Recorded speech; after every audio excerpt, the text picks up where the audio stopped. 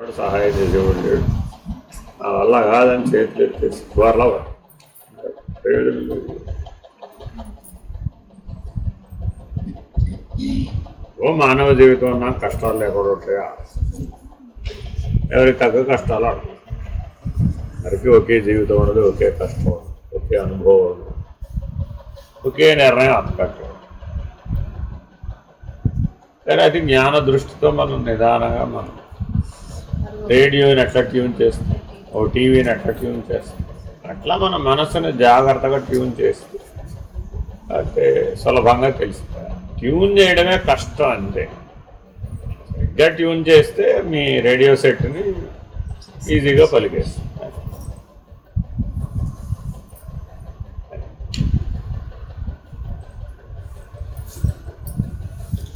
కాబట్టి మీరు ఎంత స్మార్ట్ అన్నది ఇక్కడ ఇంపార్టెంట్ కదా.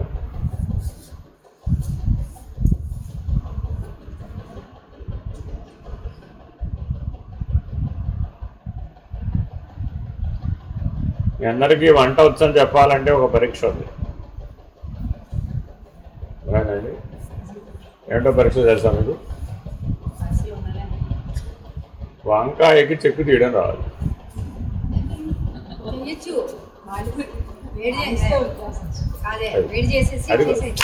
వినవే అక్కడ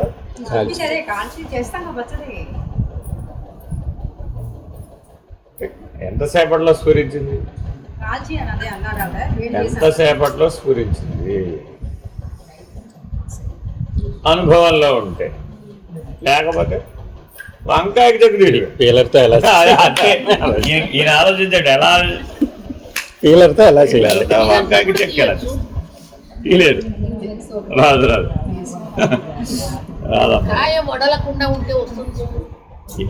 చూసావా? ఎక్సెప్షనల్ కేసు అమ్మా ఇట్లాంటివి. అర్థమైందమ్మా?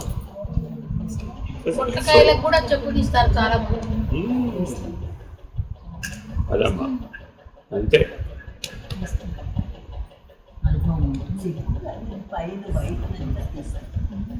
ఇప్పుడు ఏం చెప్పాను? ప్రశ్న అందరికీ కామన్, అంతేనా కదా? కానీ ఆన్సర్లు చూడండి, ఎవరి వాళ్ళ మనసులో నుంచి, మీ అనుభవంలో నుంచి, ఓ ఇలా అయితే పాసిబుల్, అసలు తెలియదు లేదు, ఇంపాసిబుల్, ఆన్సర్ వచ్చేసినా రాలేదా? ఇవి కూడా అంతే. ప్రశ్నలు అందరికీ కామన్ క్వశ్చన్ అనమాట. ఇవన్నీ అవేం మార్పు ఉండవు.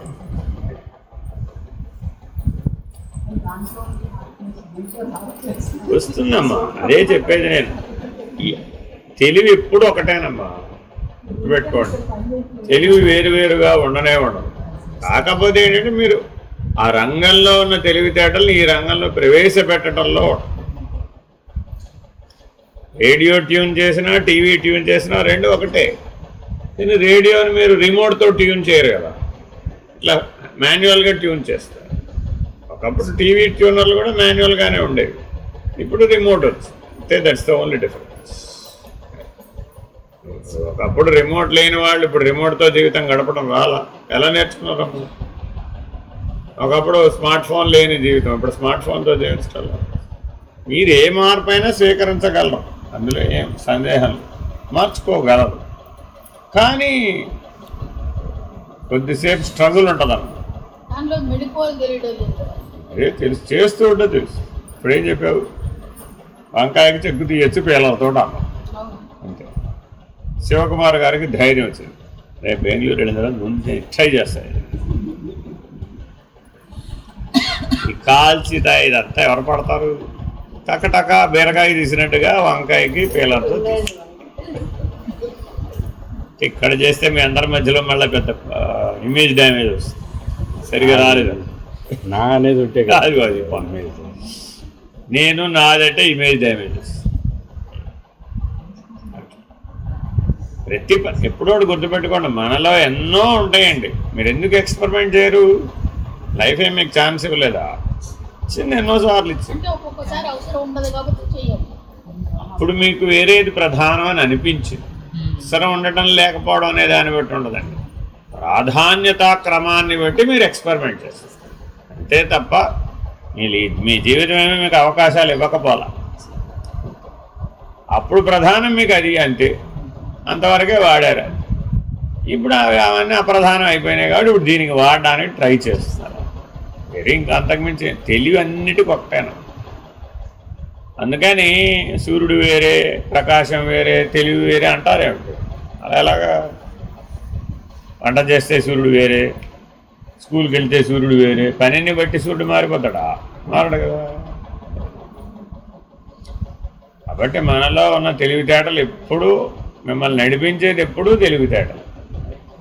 పరిష్కారం దేంతో రాబట్టాలి? తెలివితేటలతోనే రాబట్టాలి. ఇంకా మిగిలినవన్నీ తర్వాతే. తెలివి లేదండి మీ దగ్గర, ఎన్ని ఉంటే ఏమిటి ప్రయోజనం? సాధించగలుగుతారా? చేయలేరు కదా. మీ దగ్గర తాళం చెవి రెండూ ఉన్నాయి, తీయడం రాదు. ఎంత ప్రయత్నం చేసినా రాదు. అంతే. అప్పుడు తెలివి వస్తే తీయడం సులభం అంతే. కాబట్టి అల్టిమేట్గా జ్ఞానం అనే పరిష్కారాన్ని వాడితేనే మనకి సొల్యూషన్ వస్తుంది, లేకపోతే రాదు. మిగిలినవి కూడా మార్గమే కాదంటారు, కానీ జ్ఞానం ఇచ్చినంత డైరెక్ట్ పరిష్కారం అవి తిప్పిస్తాయి. ఆ తిరిగి రావడంలో మీరు ఆటోమేటిక్గా జ్ఞానస్థితిని పొందుతారు అంతే, వేరే. కానీ మీ లోపల అందరిలో గుర్తుపెట్టుకోండి, ఫస్ట్ మీ మీద మీకు కాన్ఫిడెన్స్ ఉండాలి, ఆత్మవిశ్వాసం ఉండాలి. నాకు జ్ఞానం ఉంది, పుడుతూనే ఉందండి.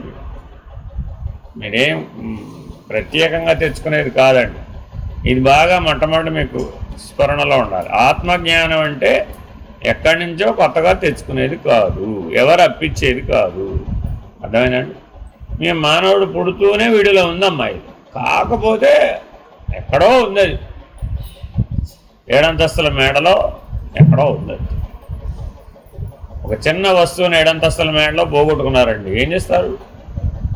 వెతకాలంతే, అన్వేషణ, వెతకడమే ప్రయత్నం అంతే, వేరే ఇంకేం లేదు. ఎంత తొందరగా మీరు కనిపెడితే అన్వేషణ అంత తొందరగా ముగిసిపోతుంది, వేరే ఇంకేం లేదు. వస్తువు ఏం మారదండి. మీరు ఇప్పుడు స్త్రీ ఉపాధిలో ఉన్నారు, రేపొద్దున పురుష ఉపాధిలోకి వస్తారనుకోండి, అప్పుడు కూడా 7 అంతస్తుల మేడ, 8వ అంతస్తు ఏమి రాదు. ఇప్పుడున్న జీవితం లాంటి జీవితమే ఉంటుంది, అప్పుడు కూడా ఒక 1%, 2%, 10% డిఫరెన్స్ ఉంటుంది, 90% సేమ్, ఏం డిఫరెన్స్ ఉండదు. సో ఇలా మనం ఎన్నో వందల వేల జన్మలు కూడా ఇలాగే జీవించేసాం, ఏం తేడా లేదండి. అప్పుడు కూడా మీరు ఆత్మస్వరూపులు. Very very important. నీ మౌలికమైన ఉనికి, జీవుడికి మౌలికమైన ఉనికి ఆత్మస్వరూపం. తర్వాతే మిగిలిన గొడవలన్నీ, వ్యవహారాలు, గొడవలు, ధర్మాలు, అధర్మాలు, కర్మలు, అకర్మలు ఇత్యాదులన్నీ, అవన్నీ ఉనికి తర్వాతే. అంతేనా కదా? Your the most intricate existence, primordial existence, ప్రాథమికమైన ఉనికి ఆత్మస్వరూపం. ఇంకంతే. తల్లి గర్భంలో మొట్టమొదట ఏర్పడేటటువంటి ఉనికి ఆత్మస్వరూపం. ఇక తర్వాతే ఏమైనా సరే, అది లేకుండా ఇంకేం తయారవ్వలేదు. మరి దాన్ని మనం ఆ ప్రాథమికమైన ఉనికి దాకా మన లోపలికి మనం అన్వేషణ చేయలేకపోవచ్చు. పెరిఫరీ అంటే బయట తిరిగి వచ్చేస్తుంది. ఆ బయట తిరిగి రావడం వలన ఎప్పటికీ మనం గుర్తించలేము. పైగా ఏమనుకున్నాం, బయట నుంచే అన్నీ పొందగలం. మరి ఇంట్లో లేదండి, మీరు ఎంత చెప్పినా 7 అంతస్తులు వెతికేశానండి, ఆ వస్తువు ఇంట్లో లేదు. ఎక్కడ దొరుకుతుంది? ఎప్పుడు పడుకుతుంటాం, ఎక్కడ దొరుకుతుందండి? కర్మ మార్గం వెళ్ళి వాళ్ళని అడిగాం, వాళ్ళు ఏమన్నారు? ఏమనమ్మా, మరి ఇట్లాంటివన్నీ సాధారణంగా పెద్ద పెద్ద క్షేత్రాల్లో, తీర్థాల్లో దొరుకుతాయి అంటారు. మాకు తెలియదు. తీర్థయాత్రలు చేయండి, అక్కడికి వెళ్ళండి, పెద్ద పెద్ద వాళ్ళు ఉంటారు, వాళ్ళు కలుస్తారు, అక్కడ అడగండి, ఇక మొదలు. అంతే. తీర్థాలు తిరిగావు, అక్కడికి వెళ్తే వాళ్ళు ఏం చెప్పారు? అబ్బాయి ఇట్లా కాదమ్మా, వ్రతాలు చేయాలి, జపాలు చేయాలి, తపాలు చేయాలి, యజ్ఞాలు చేయాలి, యాగాలు చేయాలి, హోమాలు చేయాలి, ఇలా సూటిగా ఏం కనపడదు, అది బాగా పరిశోధన చేయాలి అని చెప్పారు. ఇంకా పరిశోధన మొదలుపెట్టాం. ఇంటికి వచ్చింది కదండి, కాశీ సమారాధనతో మొదలు వ్రతం. మరి ఇవన్నీ చేయాలో వద్దా? ఇక జీవితంలో సందర్భం వచ్చినప్పుడల్లా అవన్నీ చేస్తూ వచ్చేసాం. తేలిందా? ప్రతి వారిని అడిగావు. పాఠం అవకాశం వచ్చినప్పుడల్లా నువ్వేం అడగకుండా ఊరుకోవాలా. అడిగినప్పుడల్లా వాళ్ళు ఏమన్నారు? ఎక్కడమ్మా ఆత్మసాక్షాత్కార జ్ఞానం అంటే ఏంటనుకుంటున్నావు? మామూలుగా అయ్యే పని అనుకుంటున్నావు. అదేమన్నా కోటికి ఒక్కడికి అయ్యేది. అందులో మనం ఉన్నామో లేదో మనకేం తెలుస్తుందమ్మా? ఈశ్వరానుగ్రహం అవ్వాలి దానికి, ఇంకెవ్వరి వల్ల కాదమ్మా. కాబట్టి నువ్వు బాగా ఈశ్వరుణ్ణి వేడుకోమ్మా అని చెప్పావు. ఇంకేమిటి ఏం చేసింది? ఇంకా రోజు ఆ దేవుడు అమ్మడు పడ్డమ్మ. నా సంగతి తెలుసవయ్యా బాబు అంటే రోజు నిత్య పూజ చేయడం, లేదా నైమిత్తిక పూజలు చేయడం, విశేషమైన వ్రతాలు చేయడం, విశేషమైన అభిషేకాలు చేయడం, విశేషమైన పూజలు చేయడం. ఈశ్వరా ఈశ్వరా ఈశ్వర. ఇప్పుడు ఈశ్వరుడు ఏం చేయాలి? ఏదో చేయాలక్కర్లేదు. ఏం చేస్తాడు? ఎవడో అదిగో అట్ట వాడెవడో చెప్తున్నాడమ్మా, అదిగో చూడు వాడెవడో చెప్తున్నాడు, వాడి దగ్గరికి పో, ఏదో చేస్తాడు వాడు, నీకు తెలియజేస్తాడట అని ఒక నీ దృష్టిలో ఒక వ్యక్తిని తీసుకొస్తాడు. ఇప్పటిదాకా నీకు తెలియదు. మరి ఆ వ్యక్తి ఏం చేస్తాడు ఇప్పుడు అర్జెంటుగా అంటే? ఇప్పుడు వీళ్ళందరూ చేసింది ఏం చేయించడా? అదే సేమ్ అంతా. అక్కడికి వెళ్ళినా కూడా అదే ఈశ్వర పూజ అంతా అదే ఉంటుంది, ఏం మారదు. ఏమి అక్కడికి వెళ్ళి కూడా ఏం చూస్తున్నావు? నేను నేర్చుకుందే ఉంది, నాకు తెలిసిందే ఉంది, కొత్తదేం లేదే అని. సరే ఇంకేమైనా చెప్తాడేమో చూద్దాం, విందామో చూద్దాం, ఇప్పుడు అంత కంగారు ఏమొచ్చు అని ఓర్పు పడతాం. అప్పుడు ఆయన ఏం చేస్తాడు? రాగానే ఎవరేం కూర్చోబెట్టి ఆత్మానాత్మ వివేకం నేర్పరా. ఎందుకని? అలా నేర్చుకోవడం వీలు కాదు కదా. సో మొట్టమొదటి నీకు ఆత్మజ్ఞానం పొందడానికి కావాల్సినటువంటి అర్హతలు సంపాదించి పెట్టే విధానంగా నేను ట్రీట్ చేస్తాను. అదే సాధన చతుష్టయ సంపత్తిని సంపాదించు. లేకపోతే మీరు కొనదాన్ని గుర్తించాలన్నా వీలుగా. చేతిలో భూతదం లేదండి, బంగారం పిన్నీసి అట్ట పట్టుకుంటారు. పిన్నీసి కూడా కాదట అది, బలరామయ్య గారు అంటారు. మీరు ఏమంటారు? అది ఇది ఏమిటండి? అది ఏమంటారు? ఇందులో ఏదో కాశికాయ గొలుసు అని ఒకటి ఉంటుందట, ఏమో నాకు తెలియదు. కాశికాయ గొలుసు అని ఒకటి ఉంటుందట. అందులో ఒక గుండు జారి పడిపోయిందంటే 7 అంతస్తుల మేఘ. మరి ఎలా పడతారంటారు? అదే ఇనప గుండు జారి పడిందండి, పెట్టుకోలేరా? కాశికాయ గుండు అంటే ఎంత ఉంటుంది? అదే నాకు తెలియదు, నీకు తెలుసు కదా. అంత గుండు జారి పడిపోయిందట. మరి అది ఎంత ఉంటుందో మరి? పెసర కింద ఎంత ఉంటుందో, కంది కింద ఎంత ఉంటుందో, శనగ కింద ఎంత ఉంటుందో ఏవో నాకు తెలియదు. మీరు వేసుకున్న గొలుసును బట్టి ఉంటుంది. గుమ్మడికాయ ఎంత ఉంటుందో.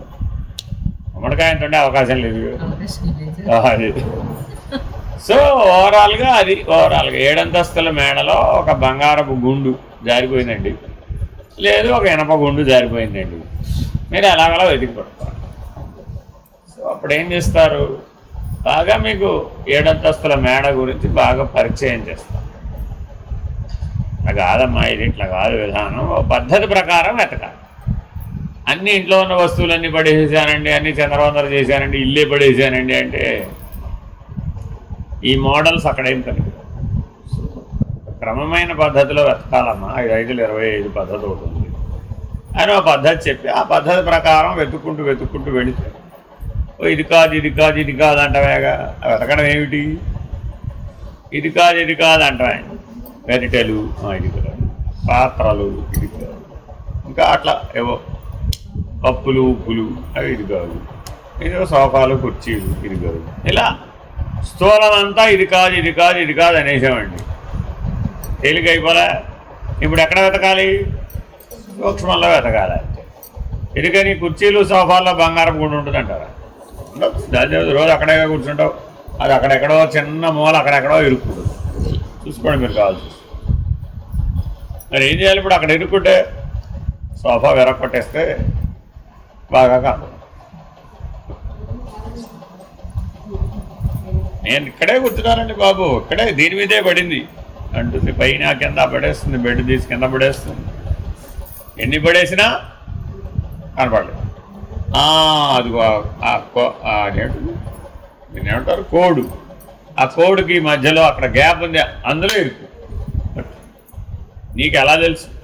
ఇక్కడ కాకపోతే ఇంకెక్కడ ఉంటుంది, ఇంకెక్కడికి పోయే అవకాశం లేదు, నాకు బాగా తెలుసు. బట్ ఇప్పుడు ఏం చేయాలి మరి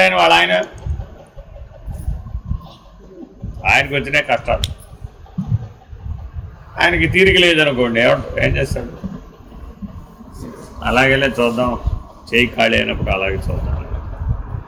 బంగారం కొండిపోతే నీకు లెక్కలేదా అని ఇవిడ మొదలు పెడుతుంది దండకం చదవడం. ఏమైపోతుంది? ఇక పని చేసేదాకా ఇవిడ దండకం నడుస్తుంది. ఈ గొడవంతా మనకు ఎందుకురా బాబోయ్ అని ఆ 4 కోళ్ళు ఓడగొట్టి అన్నీ విడగొట్టేసి అలా పెట్టేసి వెళ్ళిపోవాలి. లేదని తెలిసిపోయింది, మళ్ళీ బిగించాలి కదా, నా వల్ల కాదు. ఎందుకు బిగించలేదు నువ్వు? మళ్ళీ రివర్స్ అయిపోతుంది. ఇంత స్పీడ్గా ఉంటే ఆ బంగారు కొండు దొరకదు కదా. శాంతంగా వెతికితే దొరుకుతుంది, కానీ స్పీడ్గా వెతికితే దొరుకుతుంది. కాబట్టి మనలో సత్వగుణ ధర్మం లేనంత వరకు మనం దాన్ని పట్టలేము అని నీకే అనుభవం వచ్చేటట్టు చేస్తారు. రకరకాల పనులు చెప్తూ రకరకాల పనులు చేయిస్తూ మిమ్మల్ని సహజంగానే మీలో ఓహో శాంతంగానే అయితేనే ఇది వీలవుతుంది, సహనంతోనే అయితేనే ఇది వీలవుతుంది, ఓర్పుతో అయితేనే ఇది వీలవుతుంది, త్యాగ లక్షణంతో అయితేనే ఇది వీలవుతుంది. నేను ఎక్కడెక్కడో వెతికితే ఇదంతా వీలు కాదు కానీ నీకే తెలిసి వచ్చేటట్లుగా చేస్తాడు. అది తెలివైన వాడి పద్ధతి. అంతే తప్ప స్ట్రైట్గా ఇదిగో మీ ఇంటికి వచ్చేసి వెతికేసి ఇదిగో నమ్మ బంగారం 3 చేతిలో పట్టుకో అని చేతిలో పెట్టేసి వెళ్ళిపోతాడు. అట్లా ఏం వెళ్ళాడు. అట్ట వెళితే నీకు పరిణామం ఎట్ట వస్తుంది? రాదు. ఆయనకి ఎంత తెలిసినా నీవే దాన్ని జాగ్రత్తగా వెతికేటట్లు, జాగ్రత్తగా గుర్తించేటట్లు, జాగ్రత్తగా దాన్ని భద్రపరుచుకునేటట్లు చేస్తాడు. అది కొద్దిగా టైం పడదు అంతే. ఒక్కొక్కరికి ఒక్కొక్క టైం పడుతుంది అంతే. ఇలా వీళ్ళకే ఇంత టైం పడుతుందని చెప్పడానికి ఏమిటి? కాబట్టి ఇప్పుడు ఆ బంగారం గుండెని స్థూలంలోనూ వెతకాలి, సూక్ష్మంలోనూ వెతకాలి, కారణంలో కూడా వెతకాలి. ఎందుకని బంగారం గుండెని ప్రకాశంతోనే పట్టుకోవాలి, వేరే రకంగా దేనితోనూ పట్టుకో. వేరే రకంగా దేనితోనూ పట్టుకుంటే మ్యాగ్నెట్ పట్టుకుని ఇంటి నిండా తిప్పుకొచ్చారండి. అన్నీ ఇనప వస్తువులు అతుక్కుంటాయి కానీ బంగారం అతుక్కోది. మరి పోనీ ఇంటిని అంతా యాసిడ్తో కడిగేద్దామా? తర్వాత ఏమవుతుందో మనకి తెలియదు. ఇలా మన దగ్గర ఎన్నో వైపరీత్యపు ఐడియాలు చాలా ఉంటాయండి. ఆ వైపరీత్యపు ఐడియాలతో తెలుసుకోలేవు. కాబట్టి ఎప్పటికైనా బంగారాన్ని దేంతో గుర్తుపట్టాలి? ప్రకాశంతోనే గుర్తుపట్టాలి. There is no other chance. అనుకున్న ఏకైక లక్షణం ప్రకాశం. అట్లాగే ఆత్మ కూడా ఉన్న ఏకైక లక్షణం ఏంటి? అంతే. నేను ఇంకెన్నో అవన్నీ నాకు అనవసరం అమ్మా. నీకు బంగారం కూడా దొరికిందో దొరకలేదు? దొరికేది బాగా వెతికానండి, ఇక్కడే ఉందండి బాబు, కళ్ళెదురు కళ్ళ ముందే ఉంది కానీ ఎందుకని దాని మీద చూపడలేదండి అంతే, వేరే ఏది. ఇది మీరు మీ నిత్య జీవితంలో బాగా అనుభవం. ఏదో స్నానం చేయడానికి వెళతారు, ఈ దుద్దులు వగేరాలు ఏవో తీసి పెడతారు, అందులోంచి ఏదో ఆ సేలో లేకపోతే మరోటో జారిపోద్ది. ఇంకా బ్రహ్మాండం బదలయ్యేటట్టుగా దాన్ని వెతకాల్సింది, మిగిలిన పనులన్నీ పెట్టాల్సింది, పక్కకు పెట్టాల్సింది, ఆ రోజుకి భోజనం, నీళ్లు, ఇలా ఎన్నో రకరకాల బ్రహ్మ ప్రయోగాలు చేస్తే కానీ అది కనపడదు.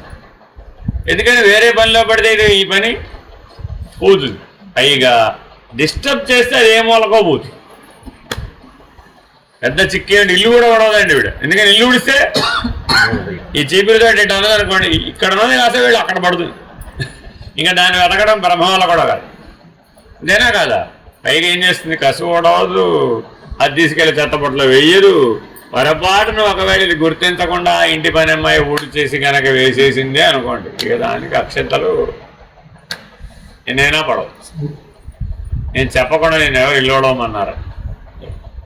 సో ఇలాగేమిటో కానీ. సో ఈ మొత్తం హడావిడి వెనకాలన్న మౌలిక సూత్రం ఏమిటి? ప్రకాశంతో ఉన్న లక్షణంతో ఉన్న దాన్ని పట్టుకోవాలి. ఆత్మ కూడా ఒక వస్తువే, ప్రకాశించే వస్తువు, స్వప్రకాశ వస్తువు. కాబట్టి మరి మనం ఎక్కడికో వెళ్ళి పట్టుకుందామంటే, గుడికి వెళ్ళి ఏమండి మా ఇంట్లో బంగారం గుండు పోగొట్టుకున్నానండి, ఇక్కడ ఉందంటారా? మీ అర్చకుడు ఏమంటాడు? నీటు పోగొట్టుకుంటే గుళ్ళు వెతికితే కనబడుతుందా? ఎక్కడ పోగొట్టుగా అక్కడ వెతుకోవాలమ్మా అంటారా లేదా? ఎవరైనా సరే నేను జీవితం అంతా వెతకండి అమ్మా. వెతుకుతుంటే ఏమడుగుతారా? ఏంటమ్మా వెతుకుతున్నావు అని అందరూ అడుగుతారు. వెతుకుతుంటే మీరేమన్నారు? అదేదో ప్రకాశం అంటండి, వస్తువు, ప్రకాశించే వస్తువు అట, దాన్ని నేను వెతుకుతున్నాను అన్నారు అనుకో. అప్పుడు ఎక్కడ వెతకాలి? ఎక్కడ ఉందో అక్కడ వెతకాలి, లేదా ఎక్కడ పోగొట్టుకున్నావో రెండే అవకాశాలు ఉన్నాయి. ఒకటేంటి? ఎక్కడ ఉందో అక్కడ వెతకాలి, లేదా ఎక్కడ పోగొట్టుకున్నామో అక్కడ వెతకాలి. ఇంత తప్ప మూడో మార్గం చెప్పండి. ఛాన్స్ లేదు. ఈవిడ బంగారపు గుండు సూర్యుడిలో పోగొట్టుకుందండి. సూర్యుడి దగ్గర ఇప్పుడు వెళ్ళామ్మా అడుగుతారా లేదా? ఈవిడ అందరికీ చెప్తాను, ఇంట్లో వెతికి వెళ్ళడానికి. నేను ఇక్కడ పోగొట్టుకోలేదు. ఎక్కడ పోగొట్టుకున్నానో తెలుసా? రాత్రి సూర్యగ్రహం మీదకి వెళ్ళి వచ్చాను కలలో. అక్కడ పోయింది, తెల్లారేటప్పటికి లేదు.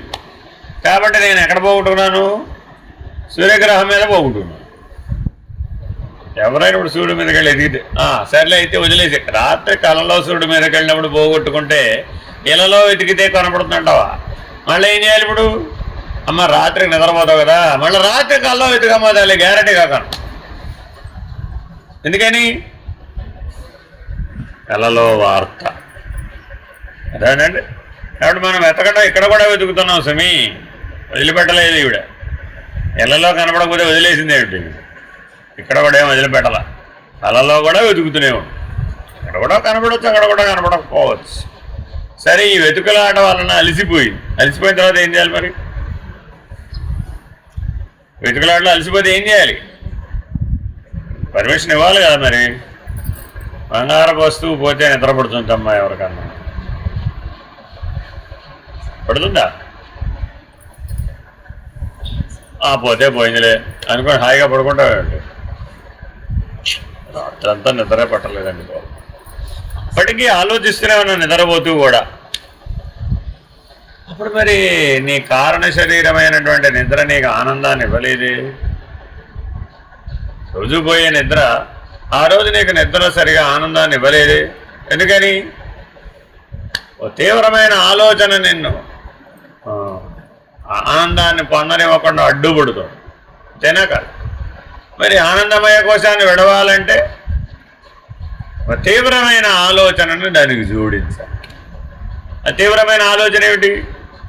తీవ్ర మోక్షేచ్ఛ కావచ్చు, లేదా ఆత్మజ్ఞానం పొందాలనేటటువంటి తీవ్రమైన జ్ఞాన అభిలాష కావచ్చు, లేదా తీవ్ర వైరాగ్యం కావచ్చు. వెతికి వెతికి వెతికి విసిగి వేసారిపోయి అగలాలి. ఇప్పుడు మరి ఆవిడ మీద ఆవిడకే విసుగుచ్చు. ఎందుకని? నా శ్రద్ధ వల్లే అవుతుంది. జాగ్రత్తగా ఉంటుంటాయి. గర్జన విషాద యోగం ప్రారంభం. అంతే కదా. ఇంకేమవుతాయండి నాకు అసలు?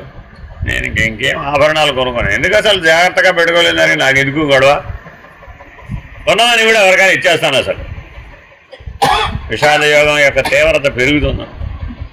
అదేనండి. ఇప్పుడు పక్కన ఉన్న శ్రీవారు ఏం చేయాలంటే ఏం చేయాలి? ఇంకా పడుకోవమ్మా ఈ పూటగా, రేపు పొద్దున్న చూద్దాం, ఇల్లంతా తీసి కింద పడేసేవో కానీ ఇదంతా సర్దేవాడే తల ప్రాణం తొక్కొస్తుంది ఇప్పుడు అన్నాడే అనుకోండి. ఏమైపోతుంది వాడి పరిస్థితి? ఆటం బాంబు వాడి మీద వేసేస్తుంది. ఈ గొడవంతా ఎడితిరిగిపోయింది, వాడిని ఎత్తిమించిపోతుంది. అందుకని వాడు మనకి ఎందుకు వచ్చిన గొడవ, వాడి దెబ్బలు వాళ్లే పడతారులే అని హాయిగా సైలెంట్గా నిద్రపోతుంది. అలా ఒకవేళ నిద్రపోయినా కూడా వాడి మీద ఆటం బాంబు పడుతుంది. ఎందుకని?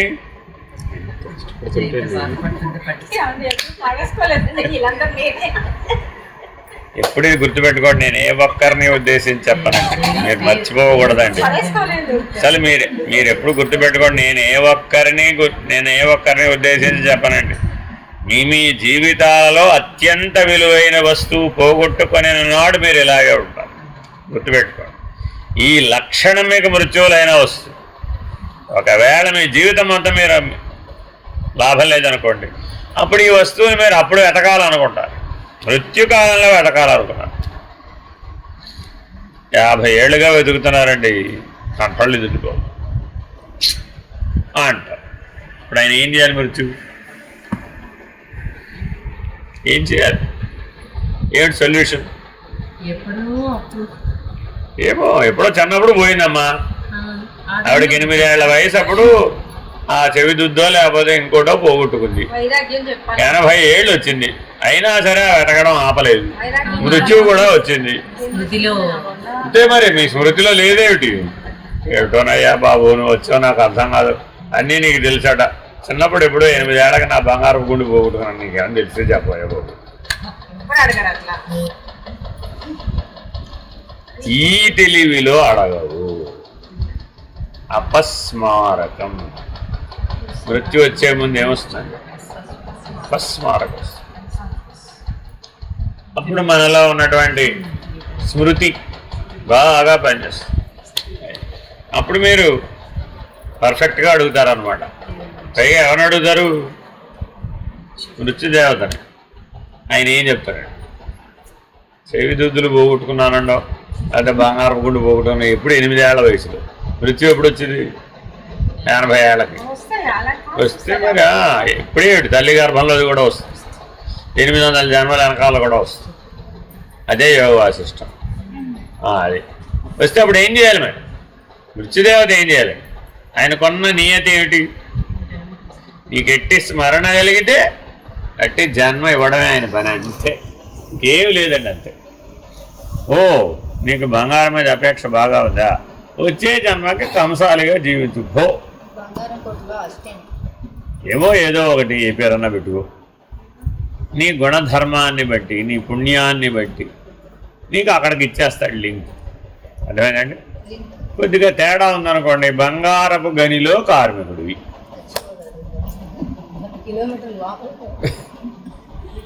అనకూడదేమిటి? అనొచ్చుగా. బంగారం మీద అపేక్ష ఉంది, అంతే అక్కడ విషయం. అలాగే యథావతి గొడవకి ఏమిటి కారణం? అపేక్ష. అంతకు మించి వేరే ఏం లేదు. అది దేని మీదైనా కావచ్చు. ఆ అపేక్ష మోక్షాపేక్షగా ఎందుకు మార్చుకోదు? నీకు ఒక బలహీనత అనుకుంటూ రావాలి. అది బలహీనత కాదు, బలం. జీవుడికున్న బలం ఏమిటి? ఎంత బలంగా అయినా అపేక్షించగలడు. వాడికున్న బలమే అది. అదే ఆయన ఏమంటున్నాడు? సంకల్పం అనుకో, చేస్తావు, అవుతుంది. ఎవడా అనుకునేవాడు? జీవుడు. Very very important. మరి ఆ జీవుడికి ఆ బలం లేకపోతే అసలు ఇంత జీవితం ఎలా జీవించాడు? ఎన్ని ఒడిదుడుకులు వచ్చినాయి. అయినా వాడేం జీవించడం మానేసాడు. ఏం మానలా, ఏం పోరాడలేదా? ప్రతి సందర్భంలోనూ పోరాడాడు. జీవన్మరణ సమస్యలు రాలేదా? వచ్చినాయి. అయినా సరే ఏమీ సర్లే కానీ ఈశ్వరుడు ఉన్నాడు అనుకున్నాడు, ముందుకు వెళ్ళిపోయాడు. మరి ఇంత పోరాటం చేయగలిగిన వాడు, ఇంత బలమైనటువంటి సామర్థ్యం ఉన్నటువంటి జీవుడు ఆత్మజ్ఞానం గురించి పొందాలనే అపేక్ష లేకపోవడమే ప్రధానమైన సమస్య. ఆ తర్వాత కూడా అసలే లేదంటే దృఢం ఎక్కడ? మల్లెపూ లేదు, వజ్రం ఎక్కడ చూస్తుంది? కాబట్టి మొట్టమొదటి ఏముండాలి మనకి? ఇప్పుడు నాయన ఈ శాశ్వతం అశాశ్వతం అన్నదాన్ని బాగా విమర్శించి చూసి, ఎప్పటికైనా ఈ జన్మ కాదు, 800 జన్మలు అయిన తర్వాత అయినా సరే, 801 ఆ రోజైనా ఏం కావాలి? ఆత్మజ్ఞానమే కావాలి. వేరే ఇంకేవి నిన్ను బయటపడేయలేదు. ఆ తెలివితేటలు లేకపోతే, జ్ఞానం అంటే ఏంటి? తెలివితేటలు, వేరే ఇంకేం లేదండి. నన్ను నేను తెలుసుకున్నటువంటి, నన్ను నేను గుర్తించినటువంటి, నేనెవరో తెలుసుకున్నటువంటి తెలివి, నథింగ్ ఎల్స్. ఆత్మజ్ఞానం. ఆత్మజ్ఞానం అంటే ఏంటి? నేనెవరో నేను తెలుసుకున్నానండి, ఆ తెలివితో చూశాను, అంతే. As simple as it. ఇంత దీన్ని మనం ఎప్పుడైతే సంస్కృత భాషలోకి మార్చామో అప్పుడేమైపోయింది? Too many sutras, too many discussions, చాలా పెద్ద పెద్ద ఇష్యూస్ వచ్చేస్తాయి. ముందు భాషను బదలకొట్టడమే పెద్ద కష్టం. అందుకని చాలా జాగ్రత్తగా ఈ ప్రయాణాన్ని నీ తెలివితో చేయాలి. నీ తెలివిని పక్కకు పెట్టేద్దామంటే అది ఎట్టా వీలవుతుంది? అప్పుడు ఇంక వేరే ఉపాధి రావాలి. ఈ తెలుగు పోవాలంటే ఈ ఉపాధిలో ఉన్నంతవరకు ఈ తెలివి పోదే. కాబట్టి నువ్వు ఎప్పటికైనా సరే ఏ ఉపాధిలో ఉంటే ఆ తెలివినే కలిగి ఉంటావు. ఆవుకి కుక్క తెలివి, కుక్కకు ఆవు తెలివి వస్తాయా? రావు. ఆ ఉపాధిగతమైన తెలివి ఉంటుంది. అలాగే సృష్టి ధర్మం ప్రకారం నువ్వే ఉపాధిలో ఉంటే ఆ తెలివే ఉంటుంది. నువ్వు ఆ తెలివినే వాడాలి ఖచ్చితంగా. ఎందుకని నీ ఉనికి ఏం మారలేదు. నీ వ్యవహారం మారితే మారి ఉండొచ్చేమో కానీ నీ ఉనికి ఏమీ మారలేదు. కాబట్టి నీ వ్యవహారం అంతా ఎక్కడ? ప్రశ్నది. నీ ఉనికి నీ వ్యవహారం ఇంతకుమించి ఏం లేవు. వ్యవహారం అంతా ఎక్కడ? వ్యవహారం అంతా ఎక్కడ? వ్యవహారం అంతా ఎక్కడా? ప్రశ్న సూటిగా అర్థం చేసుకోవాలి. వ్యవహారం అంతా ఎక్కడా? అదే మొదటి మెట్టు. 7 మెట్ల మొదటి మెట్టు ఏమిటి? వ్యవహారం అంతా జగత్తే. జగత్తే నా ఉనికి అనుకోండి. మన దగ్గర ఏమైనా రెండే ఉన్నాయి. జగత్తే నా ఉనికి టిక్ పెట్టాడండి. కరెక్టే. ఎతకాలా వద్దా మరి? కాదని అప్పుడే ఎలా చెప్తావు? చెప్పాలంటే ఏం చేయాలి? ఎతకాలి. అన్వేషణ. జగత్తే నాకు ఉనికి. బాగా వెతికేశాను. తేలుతుందా ఎప్పటికన్నా? అది వ్యవహారంతో తేలుతుందే కానీ జగత్తు నా ఉనికి అంటే తేలుతుంది. చిన్నపిల్లాడు చూడండి, పుస్తకాలు వెళ్ళి ఆట బొమ్మల్లో వెతుకుతాడు. 1వ క్లాస్ పిల్లాడికి పుస్తకం కనపడలేదండి. వాడు వెళ్ళి ఎక్కడ వెతుకుతాడు? బొమ్మలో వెతుకుతాడు. వాళ్ళ అమ్మ ఏట్రా పుస్తకం పోతే బొమ్మల్లో వెతుకుతావు, ఏట్రా పుస్తకాల్లో వెతకాలి కానీ లేదు, నేను ఆడుకుంటూ పుస్తకం ఇక్కడే పెట్టారు అట్. వాడికి వచ్చి రాని మాటలే అప్పుడు. అయినా వాడికి ఎంత గుర్తో చూడండి. వాళ్ళమ్మ పుస్తకాలు నువ్వు అక్కడే వెతుకుతావేంటి? నేను ఇక్కడే పెట్టాను, ఇదిగో ఈ బొమ్మల్లోనే పెట్టాను అంట. ఇప్పుడు వాడికి తెలుస్తుందా నీకు తెలుస్తుందా? అదే నీకు తెలివితేటలు చాలా ఎక్కువ ఉన్నాయి కదా. 30 ఏళ్ళు 40 ఏళ్ళు 50 ఏళ్ళ తెలివితేటలు ఉన్నాయి కదా. ఈ తెలివితేటలతో వాడు చెప్పింది కాదని వెతుకు. ఎంత వెతికినా దాన్ని పట్టలేదు. కానీ వాడు చెప్పినట్టు కనుక వెతికితే సరే లైన్లో చెప్పరా, రాగానే ఏం చేసావు, బ్యాగ్ ఎక్కడ పెట్టావు, తర్వాత ఏం ఆడుకున్నావు, ఎక్కడి నుంచి ఎక్కడ కూర్చున్నావు, ఏ గదిలోంచి ఏ గదిలోకి వచ్చావు అని లైన్లో సీక్వెన్స్ వారీగా వెతుక్కుంటూ వచ్చామండి. అప్పుడు ఏమైపోయింది? వెతకాలంటే ఎలా వెతకాలి? లైన్లో వెతకాలండి. నువ్వు సీరియల్గా ఇంట్లోకి వచ్చినప్పటి నుంచి ఏం చేసావు చెప్పరా అంటే వాడు గుర్తు తెచ్చుకొని చెప్తాడు. అవునా కదా? మరి మనకి స్మృతి జ్ఞానం ఉండాలా అక్కర్లేదా? వెతకాలంటే స్మృతి జ్ఞానం ఉండాలి. మరి భగవంతుడు ఇచ్చాడా లేదా? ఇచ్చాడు. కానీ మనం దేనికి వాడాము? జగత్తుకు వాడేసాం. అదే స్మృతిని తిప్పి నువ్వు ఆత్మస్వరూపానికి వాడితే నీ ఉనికిని అది ఎందుకు చూపెట్టదు? ఎలా చూపిస్తుంది? ఎలా చూపిస్తుంది? నీ స్మృతి జ్ఞానంలో ఆత్మ అనే వస్తువు ఎలా చూపించబడదు? ఆత్మకున్న లక్షణం ఏమిటి? తల్లి ఏం చేసింది? ఒరే ఆ పుస్తకం ఎట్లా ఉంటుందో చెప్పరా అని అడిగి, ఆ పుస్తకం అంత చిన్నగా ఉంటుంది, వెడల్పుగా ఉంటుంది, ఆ బ్రౌన్ అట్టేసి ఉంటుంది, దానికి పైన నా లేబుల్ అతికించేసి ఉంటుంది, దానికి ఇలా ఏదో చెప్పింది. ఇప్పుడు ఏం చేసింది? అంతవరకు జనరల్గా వెతికింది, పుస్తకం వెతికింది. ఇప్పుడు ఏం చేసింది? అయిపోయింది, క్లారిటీ వచ్చేసింది. ఇప్పుడు ఆగరాదు ఎక్కడికి పోతురాదు, ఉండు పట్టుకొస్తాను అని వెతికి లక్షణాలు తెలిసిపోయినాయి కాబట్టి ఆ లక్షణాల దృష్ట్యా వెతికి చూసుకోండి. ముందు ఇక్కడ వెతికింది, ఆల్రెడీ అప్పటిక తిరగేసేసిందిగా, అదంతా స్మృతిలో ఉందా లేదా? ఉందిగా. ఇక్కడ వెతికేసింది. ఇందాక చూసిన అన్నిట్లో ఎక్కడుంది ఇది? ఒరే నువ్వు చెప్తున్నావు కానీ స్కూల్లో పారిశుద్ధి చూడు, ఇంట్లో లేదు. వీడేమన్నాడు? అన్ని లక్షణాలు చెప్పించుకుని నాకు అలా ఇంటికి తేలేదటవా? నేను ఇంటికే తెచ్చాను, బ్యాగ్లో వేసుకునే తెచ్చాను. ఆయన వాడా దబాయిస్తే ముక్కాయిస్తే నేను అన్నీ చూసారా, నువ్వు చెప్పిన లక్షణాలున్న పుస్తకం ఇంట్లో లేదు, కావాలంటే నీకు చూపిస్తాను అని శృతి పథంలో ఏదైతే చూసిందో దానినే జాగ్రత్తలో స్థూల జగత్తులో కూడా చూపెట్టాడు తినా కదా. కాబట్టి ఆత్మ యొక్క లక్షణాలు ఏమన్నా మారిపోతాయి నీ వెతుకులాటను బట్టి, నీ అన్వేషణను బట్టి దాని లక్షణాలు ఏం మారవు. నువ్వు వెతికే దాన్ని బట్టి బంగారం మారిపోతుందా? మారవు. అలాగే ఆత్మ యొక్క యథార్థ లక్షణాలు ఏంటి? సత్ చైతన్య జ్ఞాన ప్రకాశ ఆనంద లక్షణం.